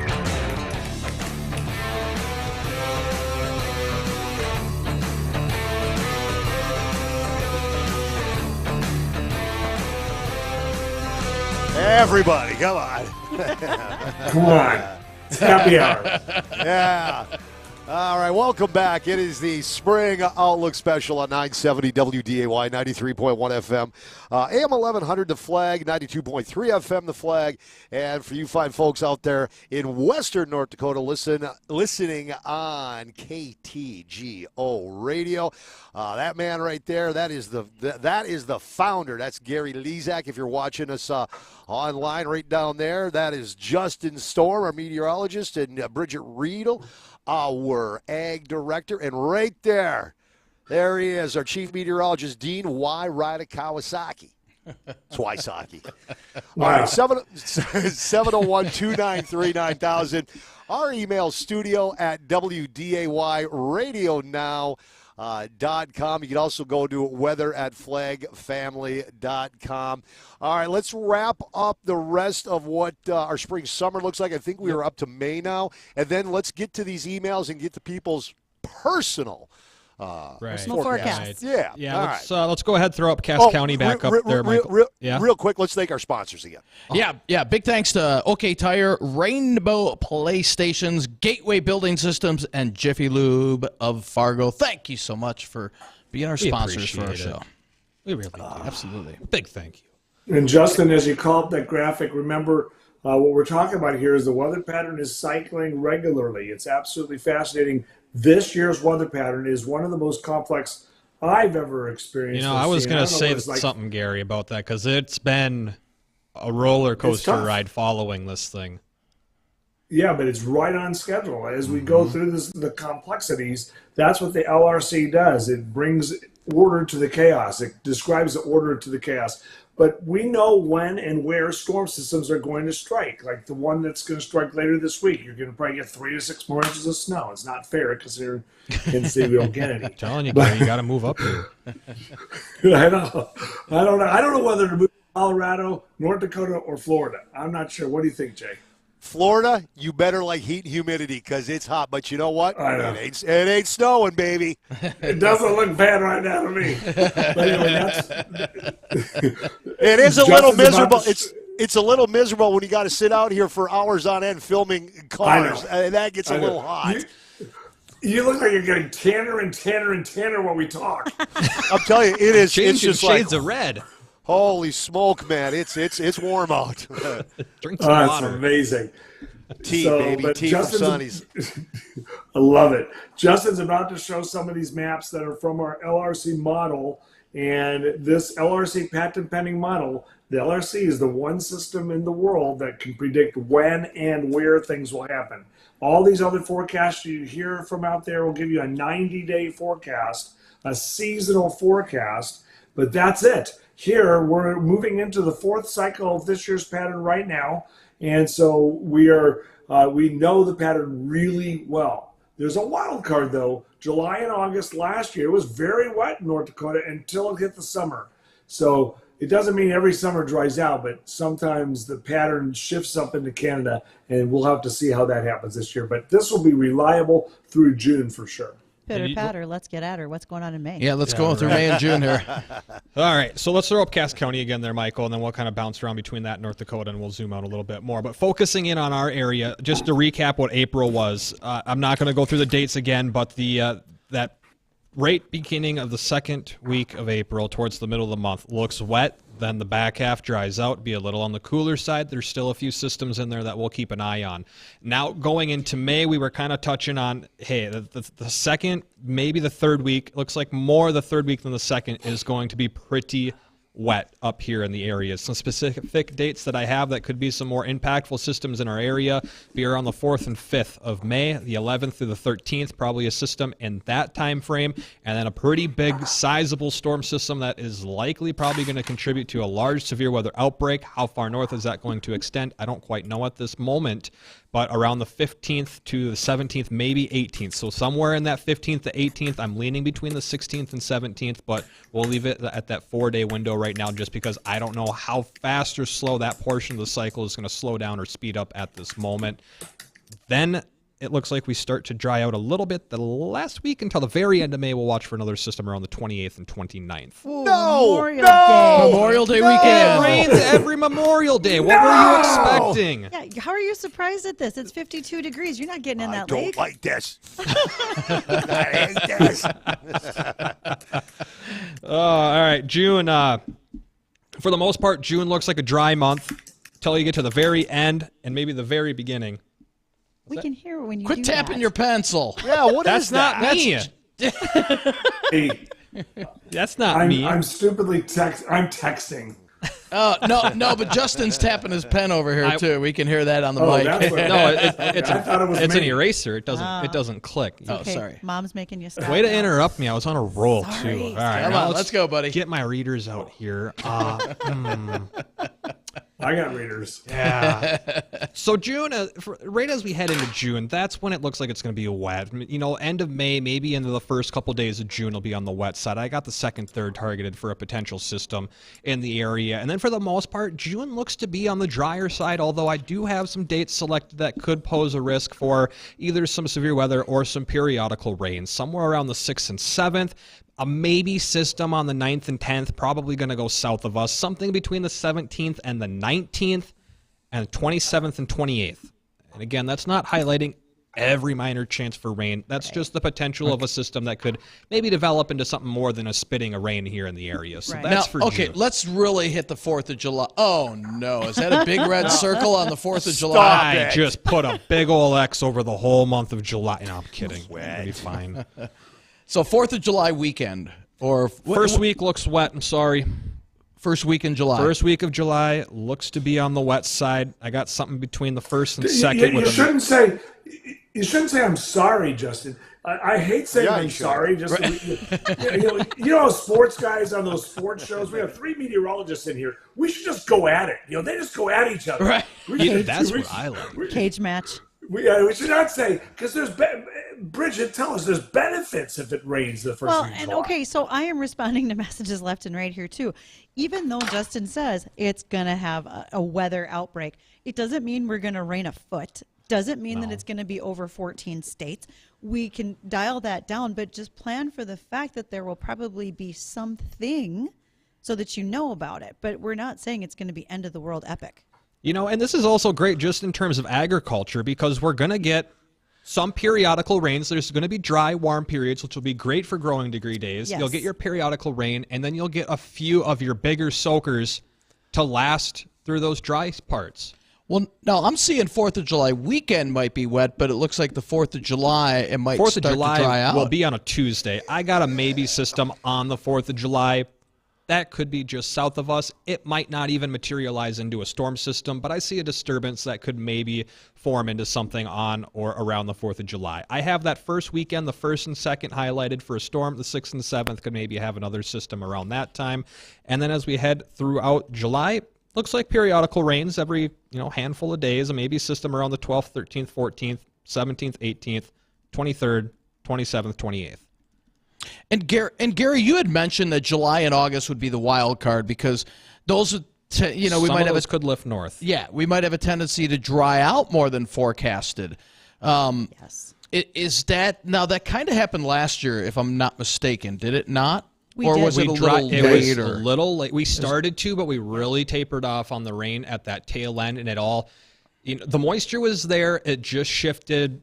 100 miles further north into southern Canada from where we were expecting it to be in the northern Minnesota and the northern valley. So our northern end of Minnesota the Red River Valley was saying, geez, we keep getting just enough, we'd get a couple tenths every other day, right? They continually stay sort of damp. Here, we got through sugar beet harvest, one of the fastest times we've ever had without the least problems. We weren't pulling trucks in mud, things like that. And Gary, you had mentioned earlier as well, with La Nina fading and El Nino forecasted to kind of kick in a little bit more. And I know that's only part of, the LRC being the central piece to the puzzle, but, there's other influences. And you had mentioned with El Nino possibly becoming a little more stronghold or a little more prevalent as we head into summer and especially next fall and winter, that these systems might have a tendency to shift westward. Would that put us in a wetter pattern here or a drier pattern here? Well, the area of eastern Minnesota, Minneapolis, the Twin Cities, that's been the target. That may shift a little bit to the north and west towards southeastern North Dakota. Right. So Fargo could end up being that. You're not far away from that extremely heavy precipitation area, as you can see there. So that might shift a little bit north and west as we go into early July and through June. But then what happens in July, the jet stream retreats. The LRC is a description of the flow in the northern hemisphere that is cycling regularly, and it's centered on where the jet stream is. As we go into July and August, the jet stream weakens, and then reaches its weakest point during the first week of August.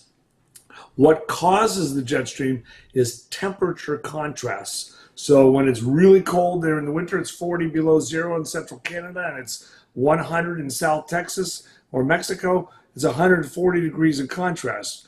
During the summer, it might be 75 degrees in central Canada and 100 degrees, only 25 degrees in contrast. So the jet stream weakens, it shifts north.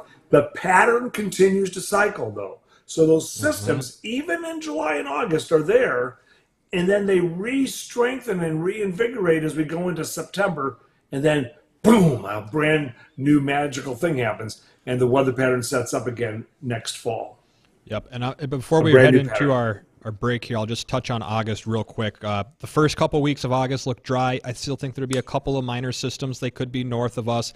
Tail end of August looks to be a little on the wetter side, and then as we head into the middle of September, we're looking for one bigger storm that could maybe be a soaker. But again, we'll keep an eye on that as we get that far out in the pattern, it does start to degrade as we head towards October. We'll just have to revisit that as we head into the summer. There you go. There you go. The Spring Outlook Special on 970 WDAY 93.1 FM. Also AM 1100 The Flag, 92.3 FM The Flag, and KTGO. When we come back, we'll wrap things up with the Outlook, and then we'll get to your personal forecast. More from the Spring Outlook Special, including your phone calls in moments on AM 970 WDAY and The Flag. Nancy Kelly Realty is here for you. We would love to show you around. Looking for the simplicity of country living? Then welcome home to Colfax Meadows in Colfax, North Dakota. An easy 25-minute drive from Fargo or Wahpeton. We have half and 1 acre lots starting at $22,500 with a 2-year tax exemption on new homes and low specials. Build your dream home, raise a family, or retire in the country. Colfax Meadows has a place for you. Find us at nancykellyrealty.com. I'd rather ride a bike with my kids than ride in an ambulance. I'd rather have a catch with my dog Curtis than catch pneumococcal pneumonia.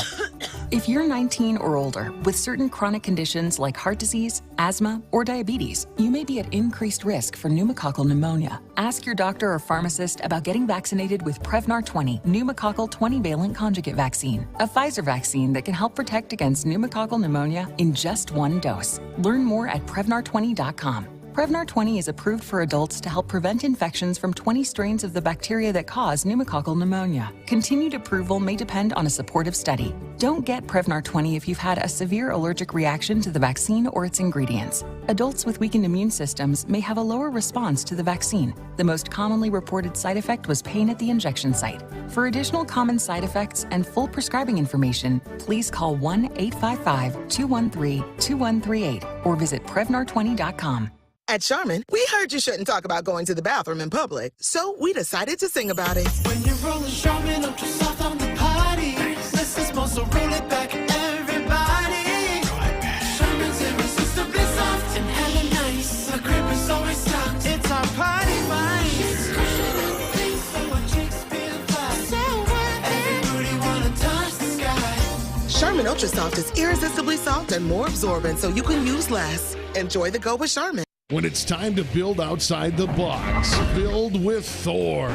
Stan, my mother's coming to stay with us indefinitely. I need a space for the boys. Where can we watch the big screen, play cards, eat wings, drink, and work? Stan, there's no room in the garage for my garden tools. Need more space, whether it's a granny flat, a man cave, a decked out shop condo, or a she shed, or a horse barn. They've gotten creative when it comes to thinking outside the box. Thor Buildings at thorbuildings.com. Now is the perfect time to take advantage of preseason savings on Flow from Lakeland General Store. Flow docks and lifts are simply the best, featuring exclusive, easy-level systems that make raising and lowering your docks a breeze, plus effortless install and removal. Take advantage of super savings. Stop by Lakeland General Store and ask about discounts and guaranteed spring delivery. Lakeland General Store at the junction of Highway 59 and 34, Dunvilla. This is the Spring Outlook Special on AM 970 WDAY and The Flag. Yeah, it is the spring/summer. I'm going to throw that in there, Outlook Special. Hey, Alex, what's the temp right now? 84? Real feel about 90? Fantastic. Kiss my what, Jay? Hey, listen, lady, you're going to be down here pretty soon, so, hey, I'm just giving you a heads up what you're about to experience down here. SPF 85 for this white kid No, right here. not for me. Not for me. None, baby. Drink it in, man. Drink it in.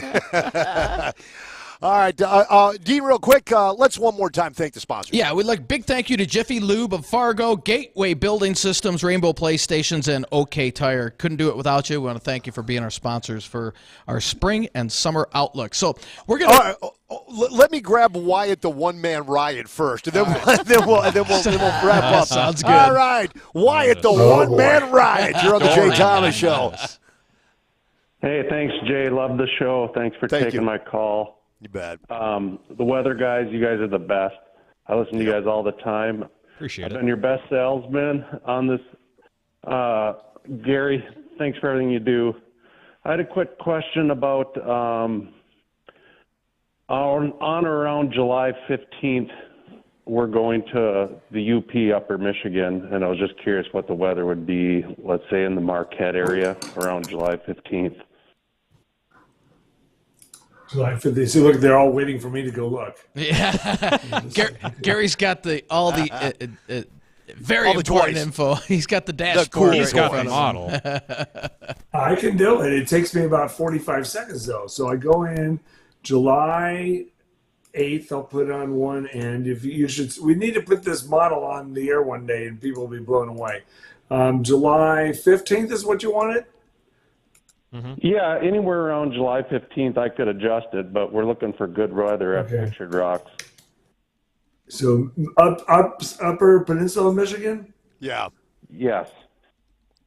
Hold on a second here, Michigan, and click. Here we go. I'm going to get it. Here it comes. Here comes the model. All my friends, they're all becoming believers. There you go. Here we go. There's Michigan. Okay, so this has 1 to 2.1 inches of rain. So 1 inch to 2 inches of rain is going to fall in those 11 days. So just a second. Let me go back down to the map and see which days it's going to rain on. Let's see, that would be July 10th. Almost all that rain comes on July the 10th. Oh, no, that's the week of July 10th. Uh-oh. I got to just say I'm on week. Hold on just a second. So July 10th, 11th, and 12th are the best chances of rain.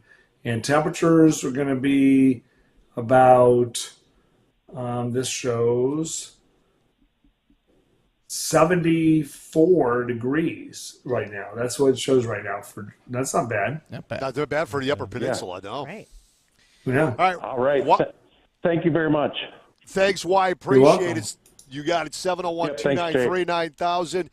All right, let's wrap up the outlook, and then we'll get to these personal forecasts. So, Michael, if you can put up that map for the Northern Plains, a quick recap of what we're looking for the spring and summer. We're looking at actually the other map, Michael, if you would, the Midwest map. There we go. So we're looking at precip over through September at or above average, with the heaviest amounts down to our south and east into areas of Minnesota. Again, like Gary said, that sweet spot stretching from north central Nebraska up through the Twin Cities and then northeastward from there. Those will be the areas of the heaviest precip. The further west you go into North Dakota, we're looking at pretty close to average rainfall, so doesn't look like any drought conditions. Now, as we look at temperatures through the spring and summer, on average, we're going to be pretty close to normal here in the valley and into areas of Minnesota, with slightly below normal temperatures, as you can see on that upper left-hand graph there, slightly below normal temperatures as we head into the spring and summer. So overall, we're looking at not a problem for agriculture. We're looking at, although it could be a little wet just southeast of the FM area, that might pose a little bit of problem, especially come spring plant. It could. Yeah. We're going to have to see how this snow melts.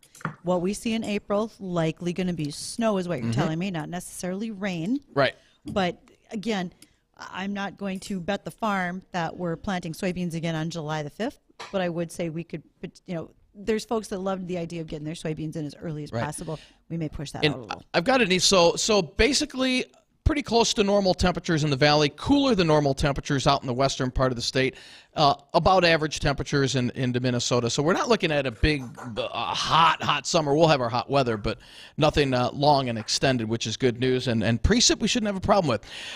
Gary, I got an email from one of our listeners. She's like, hey, we have a farm out here, and a bunch of our farm hands are listening intently. We appreciate all your work. How do we get a hold of Gary to subscribe to his services? And Gary said that earlier, but it's www.weather2020.substack.com. And Gary can give you county by county, and this is huge for agriculture. Yes. And he'll break it down, which are going to be the dry weeks, which are going to be the wet weeks. Got another question here. The question for Gary: we have rebooked a vacation from a blizzard that we didn't get to. Drive into Minneapolis on March 29th to fly out with 4 kids and driving back to Fargo April 3rd. My husband said he's going to leave me if we have weather. Fingers crossed. Fingers crossed you have a safe outlook. Do you have a safe outlook for travel dates, or should we stay at the beach until June? I'm with you, brother. Right. So, Sarah, you are flying out of Minneapolis on March 29th. And according to our calendar, that would be Go ahead. Be about the what, Justin? Would that be about the 5th to 12th of February? Is that about right? Yeah, pretty close. Quick Moth says yes. Yes. Yeah. So let's look at the pattern from that. It's going to cycle back through. I'm looking at the upper level flow for the 5th of February. Hold on a second. Here we go. It shows, okay, there is a storm tracking across your area right at the beginning of that period. And then there's a storm at the end of the period. So what dates again was that? It looks like she's leaving on the 29th of March, coming back on the 3rd of April. All right, so there's going to be a storm tracking just south of North Dakota then. So tell your husband that there's a chance there could be a problem. Oof. Hey, I hate that. F in the chat for Sarah. Let me throw mine in there. Alex and I come back down to Florida. We're here March 22nd through the 29th. What? St. Pete's Beach. When we come back, I want that forecast. More from the Spring Outlook Special, including your phone calls in moments on AM 970 WDAY and The Flag. Good afternoon. I'm Tom Tucker, WDAY News First. Topping news at this hour, a North Dakota House Committee is considering a tax relief measure. The House Finance and Taxation Committee heard testimony on a resolution to eliminate property tax. Backers are looking to put the measure on the ballot for voters to approve. Supporters say the measure upholds individual liberty and will help residents have more economic opportunity. The public libraries in Fargo are making spring seeds available free to gardeners. The seed library launched Monday and has a collection of flower, vegetable, and herb seeds for people to grow at home. The seeds are available at the Maine and Dr. James Carlson libraries while supplies last. There's a limit of 5 packets per household. South Dakota Governor Kristi Noem continues her push to get state lawmakers to repeal the tax on groceries. Hoping they'll do that this week. You know, they've got other proposals to spend money and to keep getting other projects done. But with all this revenue coming in, I'm really hoping they'll decide to return some back to the people. Noem says South Dakota is one of 7 states in the country which tax grocery sales. And the Minneapolis-St. Paul International Airport is the best in North America. That's according to the Airport Service Quality Program's annual survey. It asked 465,000 travelers to rate their experience at airports across the continent. MSP scored the highest for the 2nd year in a row. Tom Tucker, WDAY, and WDAYRadioNow.com. On the next Coffee Club with Janae and Ronnie. We'll talk with Cass County Sheriff Jesse Johnner, and also we'll talk with Crash about an upcoming meat raffle for Veterans Honor Flight. And Cindy Mason joins us of Fargo Public Libraries on kids' reading events coming up in March. All that and much more, including Did You Knows, right here. The Coffee Club, weekdays 8:30 to 11 on AM 970 and 93.1 FM WDAY. It's Jane and Ronnie from the Coffee Club, and we have a brand new offer to tell you about on MyPillow.com with our promo code WDAY. Right now, you can get the lightweight and heavyweight robes for only $59.98 with promo code WDAY. Fantastic pricing on robes, especially this time of year. If you want a warm shower, there's nothing worse than getting cold right out of the shower. These robes will towel you off. It'll be amazing. Extra long staple cotton, removable waist top, buy full-length sleeves, relaxed fit, front pockets, machine washable and dryable. Plus, you have that 60-day money-back guarantee. So again, use promo code WDAY on MyPillow.com to get this amazing new offer. Or call us at 800-875-0644, also using promo code WDAY. Once again, that's 800-875-0644, or go to MyPillow.com, click on the radio listener square, and use promo code WDAY. This is the Spring Outlook Special on AM 970 WDAY and The Flag. Yeah, welcome back to the Spring Summer Outlook Special. It is 4:33. There you go. And we are now. It's 5:33. No, it is out here. Quit, now you're messing with me, Gary. Now I'm second guessing myself on the time. Thanks a lot, buddy.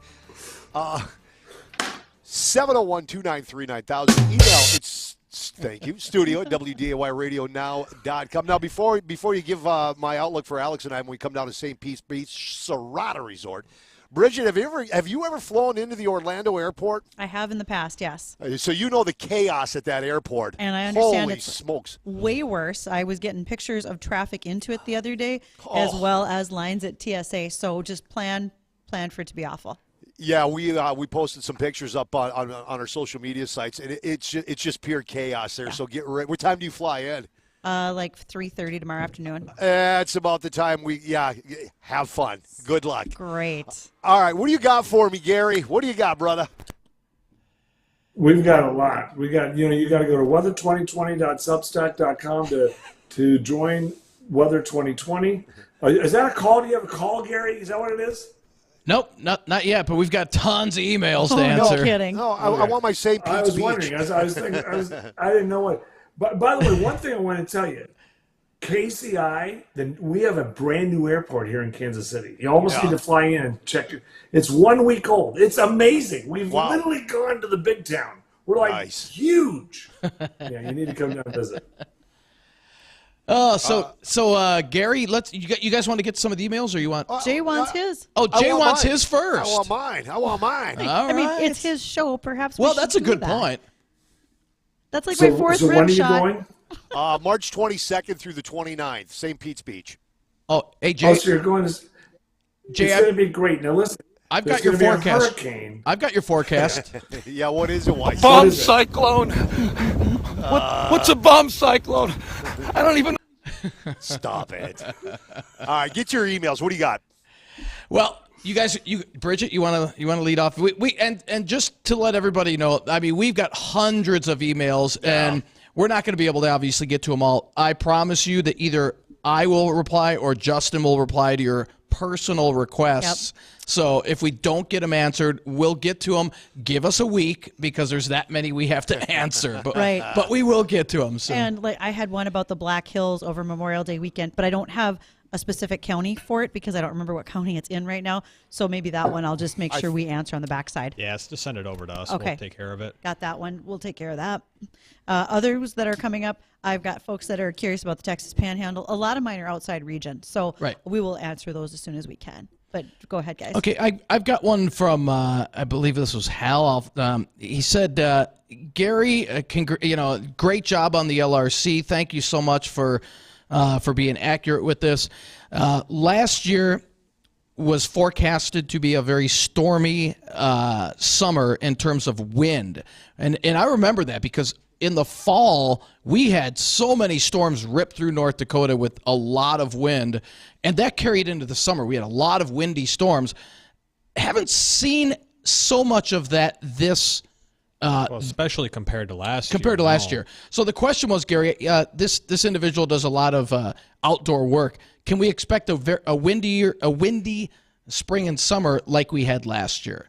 And I guess you just answered it. The quick answer would be no, nothing like last year. So we'll have occasional storms that bring the wind. But remember last year, I believe we had, was it 10? It was record blizzards. 10 or 11 blizzard warnings. Yes. And this year we've seen 3. Was it 3? There's one just west of the valley.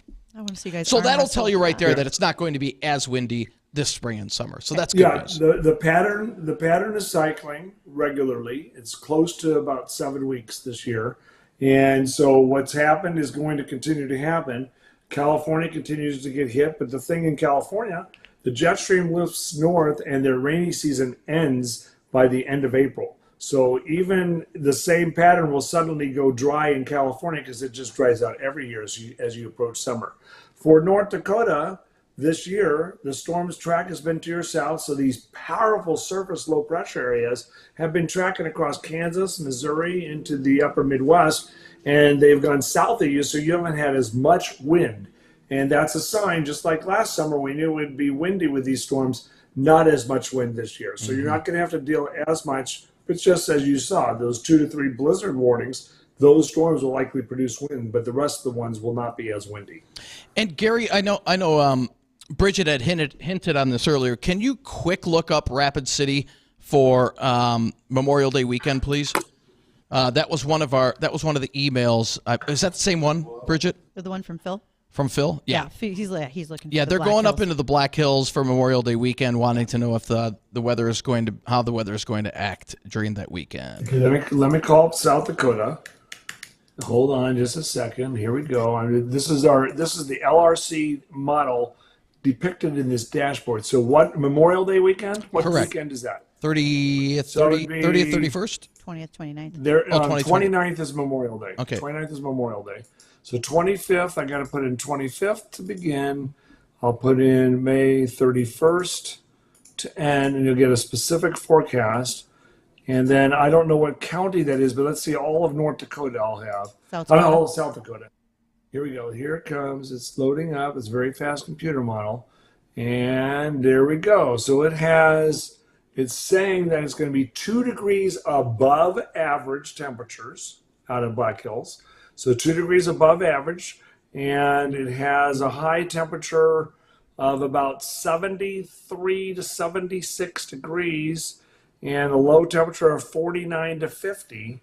And the best chance of rain is on the 28th.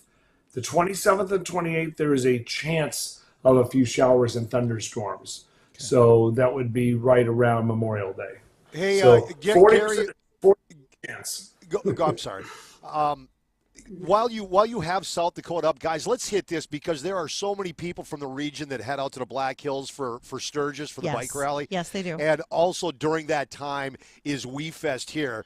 So why don't we hit those, because those are two major events. And we just got an email on that. We just got an email on WeFest. So, Gary, that would be the first week in August for our area, for a big outdoor country music festival, and then that first week in August out in the Black Hills for Sturgis Rally. Yeah. So let's start with the first week of August for the Black Hills area. And looking at the model, I'm just calling it up. I have to push load here now. Here's August. In August out there, it is showing that it will be actually 3 to 4 degrees warmer than average. And it has a high of 88 to 90 degrees. But the chances of rain, it has almost no chance of rain. Great news for Sturgis. So that's for Sturgis. And then for North Dakota? Minnesota. Yeah, it's actually in Detroit Lakes. It's an hour east of here in Minnesota. Becker County. Well, hour east the way Dean drives. If you drive like me, you're there in 10 minutes. Yeah. Not wrong. Thursday, August 3rd through Saturday, August 5th. Oh, Detroit Lakes, Minnesota. Ronnie, our fact checker. So do you have any idea what county that would be? Becker. That's Becker. Okay, I'm just going to call Becker because this is what our model does. We go down to Becker County and I push apply. Here we go for August 1st. See what it has. Okay, it has in Becker County also no rain expected on our model, 2 degrees above average. It does say 0.4 of an inch of rain over the 7-day stretch, so there may be one thunderstorm. That's not bad. And temperatures close to 78 to 80 degrees. Wow. Boy, that's good news for WeFest because usually every year WeFest gets nailed with at least one storm one day or a carryover into two, but it sounds like with the LRC, it has sure, 0.4 of an inch of rain. No, that's nothing. It does show 0.4 of an inch of rain. Yeah, there could be a thunderstorm, but hopefully not in that wrong moment. Exactly. Perfect. So there you go. Perfect. You guys want to hit a couple more emails? See, I got a couple of hundreds of emails, but just randomly grab one here. Andy wants to know how come January was so dry in eastern North Dakota. The LRC did say different. Well, the storm systems were there. They literally just track to our south, like northern South Dakota, central Minnesota, and there's a good handful of days where we had trace amounts of snow. But the Britain, Sisseton, and South Dakota areas in northeast South Dakota sort of hate us some. They kind of got nailed. Wailed. Yeah. Justin, it's really interesting. If you look at last year, North Dakota, you were in the sweet spot, and you knew you were going to have. That's why you had 11 blizzards. When the LRC is set up this year, where the storm systems that are guaranteed to hit are going to go just south and east of you. So during that stretch in January, the LRC was accurate. It took those storms just south and east of you, but there was enough colder air that it overwhelmed it, and so you guys just missed it. So it was dry. Sometimes you're dry, but you just miss it. This year, that will not happen in Minneapolis, southwest to southern Nebraska, whereas you guys are still going to be on the edge of those systems, which is good. You have enough moisture, so maybe you won't be too wet this year to begin spring.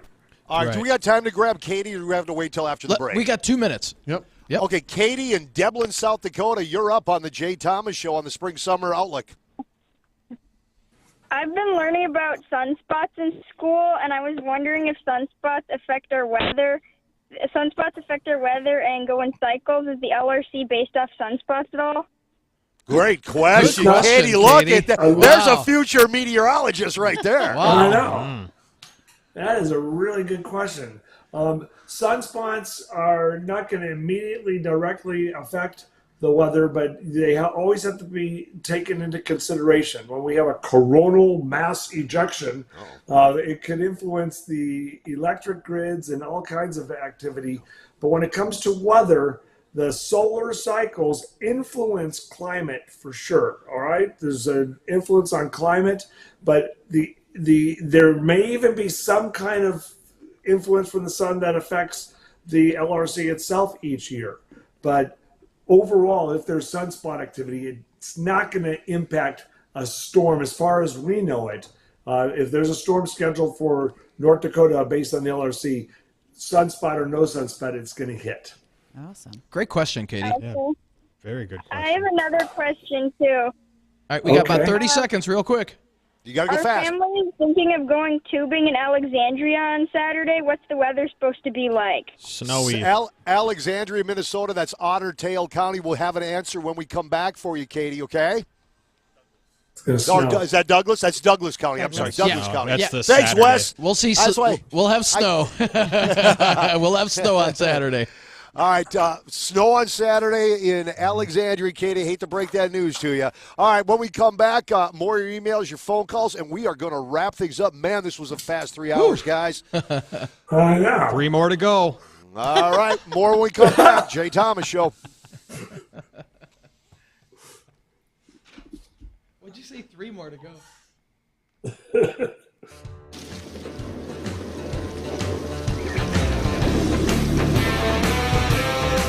More from the Spring Outlook Special, including your AM 970 WDAY and The Flag. It's Big Game, James McCarty, and this 60-second sports hit is brought to you by Dakota Refrigeration. The Minnesota Vikings have released longtime linebacker Eric Kendricks. He led the Vikings in tackles in 7 of his 8 seasons with the team. The move saved the Vikings $9.5 million, but the team will still incur $1.93 million of dead money due to signing bonuses previously received. NDSU softball's Angeli Aguilar-Bocage has been named the Ticket Smarter Summit League Peak Player of the Week. She tallied a .417 batting average with 3 home runs, 8 RBI, and 6 runs scored in 4 games this past weekend. The Bison will be back in action this weekend at the Gopher Indoor Classic hosted by the University of Minnesota. There will be boys high school playoff basketball action tonight on WDAY Radio. The number 2 seeded Moorhead Spuds are squaring off with number 7 seeded Sartell in the Section 8 4A quarterfinals. Join Larry Knutson on the play-by-play call with tips scheduled for 6 p.m. This sports hit was presented by Dakota Refrigeration. Dakota Refrigeration is your one-stop destination for all your refrigeration and food service equipment needs. Spud boys basketball enters the postseason tonight with a rematch with the Sartell Sabres. This was Larry Knutson for Spud Sports on 970 WDAY 93.1 FM. It's tournament time, and both teams are looking to advance to the semifinal round of Section 8 play. Enjoy your Tuesday night, 6 o'clock tip-off, Moorhead and Sartell on 970 WDAY 93.1 FM. Time now for Focus on the Field Ag News, brought to you by Summit Carbon Solutions. Jim Pellman, a McCluskey, North Dakota farmer, was recently elected to the U.S. Wheat Associates officer team at the organization's meeting in Washington, D.C. USW is the export market development organization for the U.S. wheat industry and is supported by the North Dakota Wheat Commission and 16 other state wheat organizations. Along with producer funds, funding provided by the USDA's Foreign Ag Service allows USW to maintain 15 offices in key wheat markets and carry out market development activities in more than 100 countries. The board elected Mr. Pellman as Secretary-Treasurer. He is currently serving as Vice Chairman of the North Dakota Wheat Commission and is serving his second 4-year term on the board and has also been serving as the Sheridan County representative since 2014. That's today's Focus on the Field Ag Minute with Ag Director Bridgette Readel, brought to you by Summit Carbon Solutions. Tune in for Ag News Minutes each weekday on WDAY. This is the Spring Outlook Special on AM 970 WDAY and The Flag.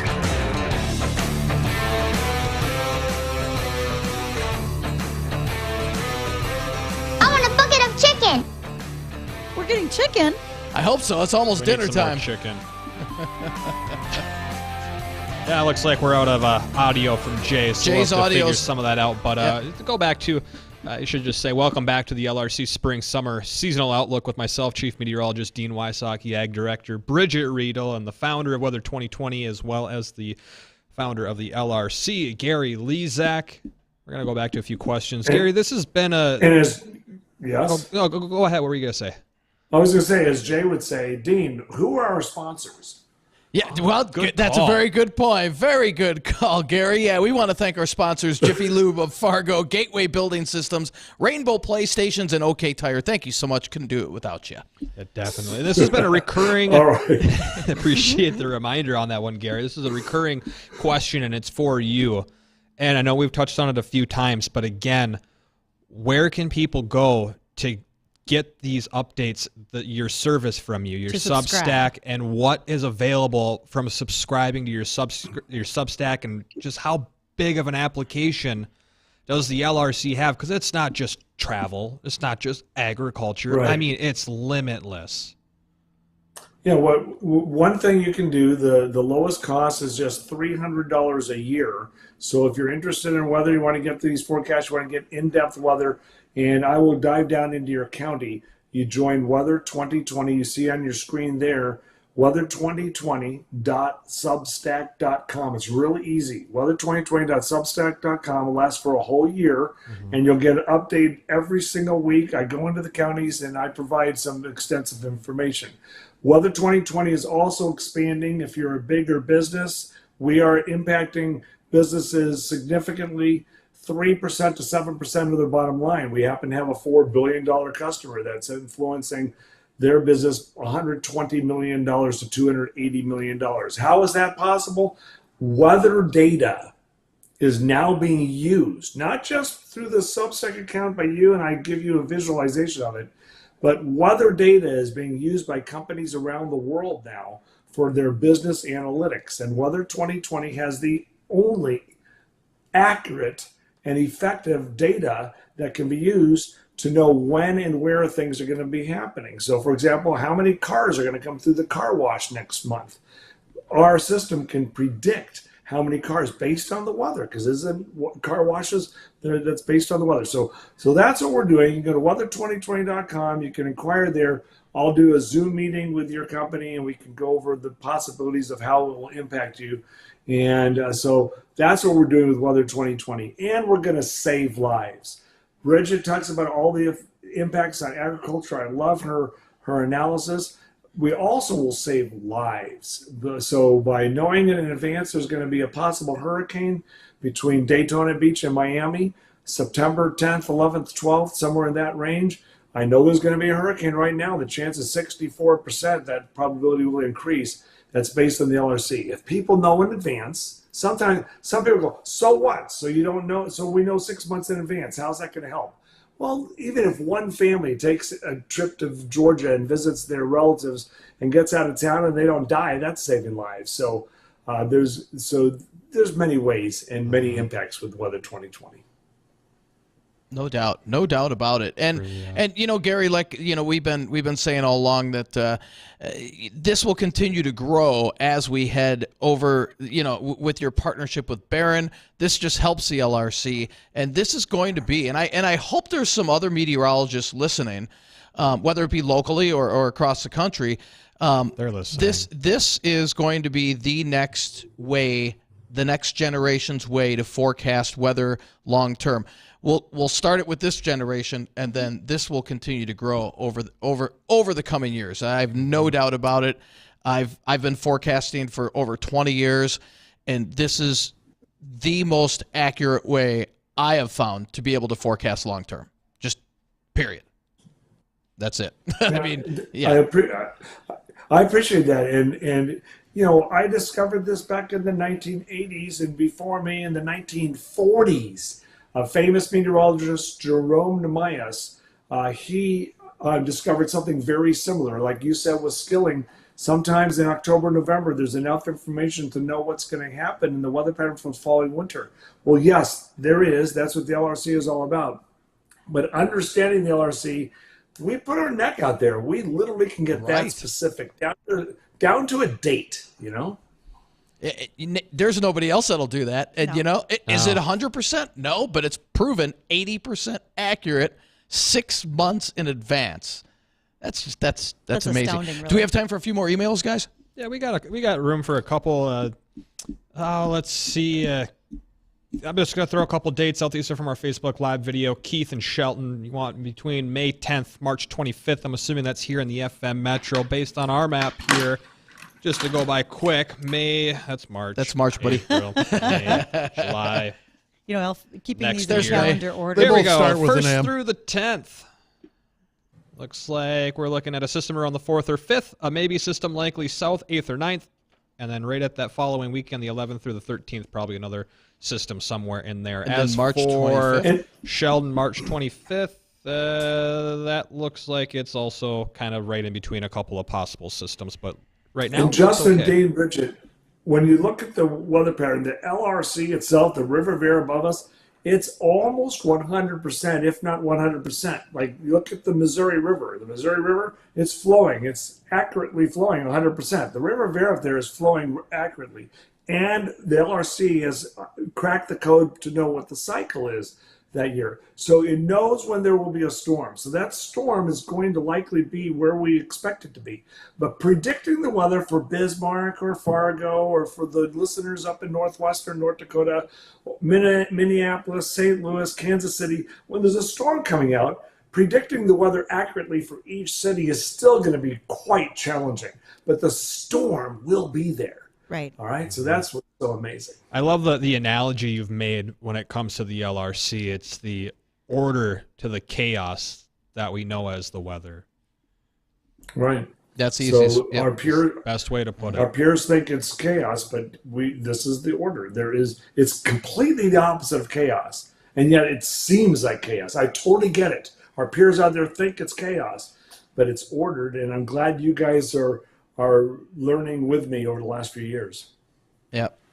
So, Gary, we're about out of time. Again, we want to thank our sponsors, Jiffy Lube of Fargo, Gateway Building Systems, Rainbow PlayStations, and OK Tire. And again, if we did not get to your personal emails, Justin and I will definitely respond to you. If you have any additional questions, weather at flagfamily.com or ag at flagfamily.com. And Gary, one more time, if people want to subscribe to your service and get county by county detail, how do they do that again? Weather2020.substack.com. I'll look for your email. I'll look for your inquiry, and I'll either send you an email with your forecast for your county, or we'll put it on our Substack. Great. Well, go. for Gary, we lost Jay. I think jumped in the think he pool. went to the pool. I don't gone. think we lost connection. I He's thought like, I heard a splash. I'm going to the pool. Yeah. My microphone's not working. He's in the water. No doubt. So for Gary, thank you so much for joining us Really on our appreciate special. You're For welcome. Justin, for Bridgette, we want to thank everybody. Again, this will be posted on our social media site, on our webpage. We'll have this archived and posted within the next couple of days. If you missed any part of the show and you want to go back and rewatch certain parts, we'll have that online here within the next couple of days, Justin, Yep, probably? we'll have it up there, and give us some time to get back to your emails. It's going to take Yeah. us a minute to get Yeah. through 600 some emails as it is right now. So we want to Wow. we want to thank everybody for joining us for our spring and summer weather outlook. We'll be back in the fall with another outlook as we head into the winter Right. months. And we'll make updates throughout the year as we go and right we will here on WDAY Radio. And we'll post our calendars online here within the next week as well. And daily updates on our show, Weather and Ag in Focus, There every you day. go, Follow every us so single you hear day. what's going on. That's right. So again, thank you everybody Are for you joining us. Have a suffering from great neuropathy? night. Do you experience stabbing pain, numbness, tingling, or burning in your feet? Are you tired of sleepless nights and avoiding life due to pain? If you've been diagnosed with neuropathy or are experiencing pain or numbness in your feet, pick up the phone and call us right now before it's too late at 701-929-7545. Again, that's 701-929-7545.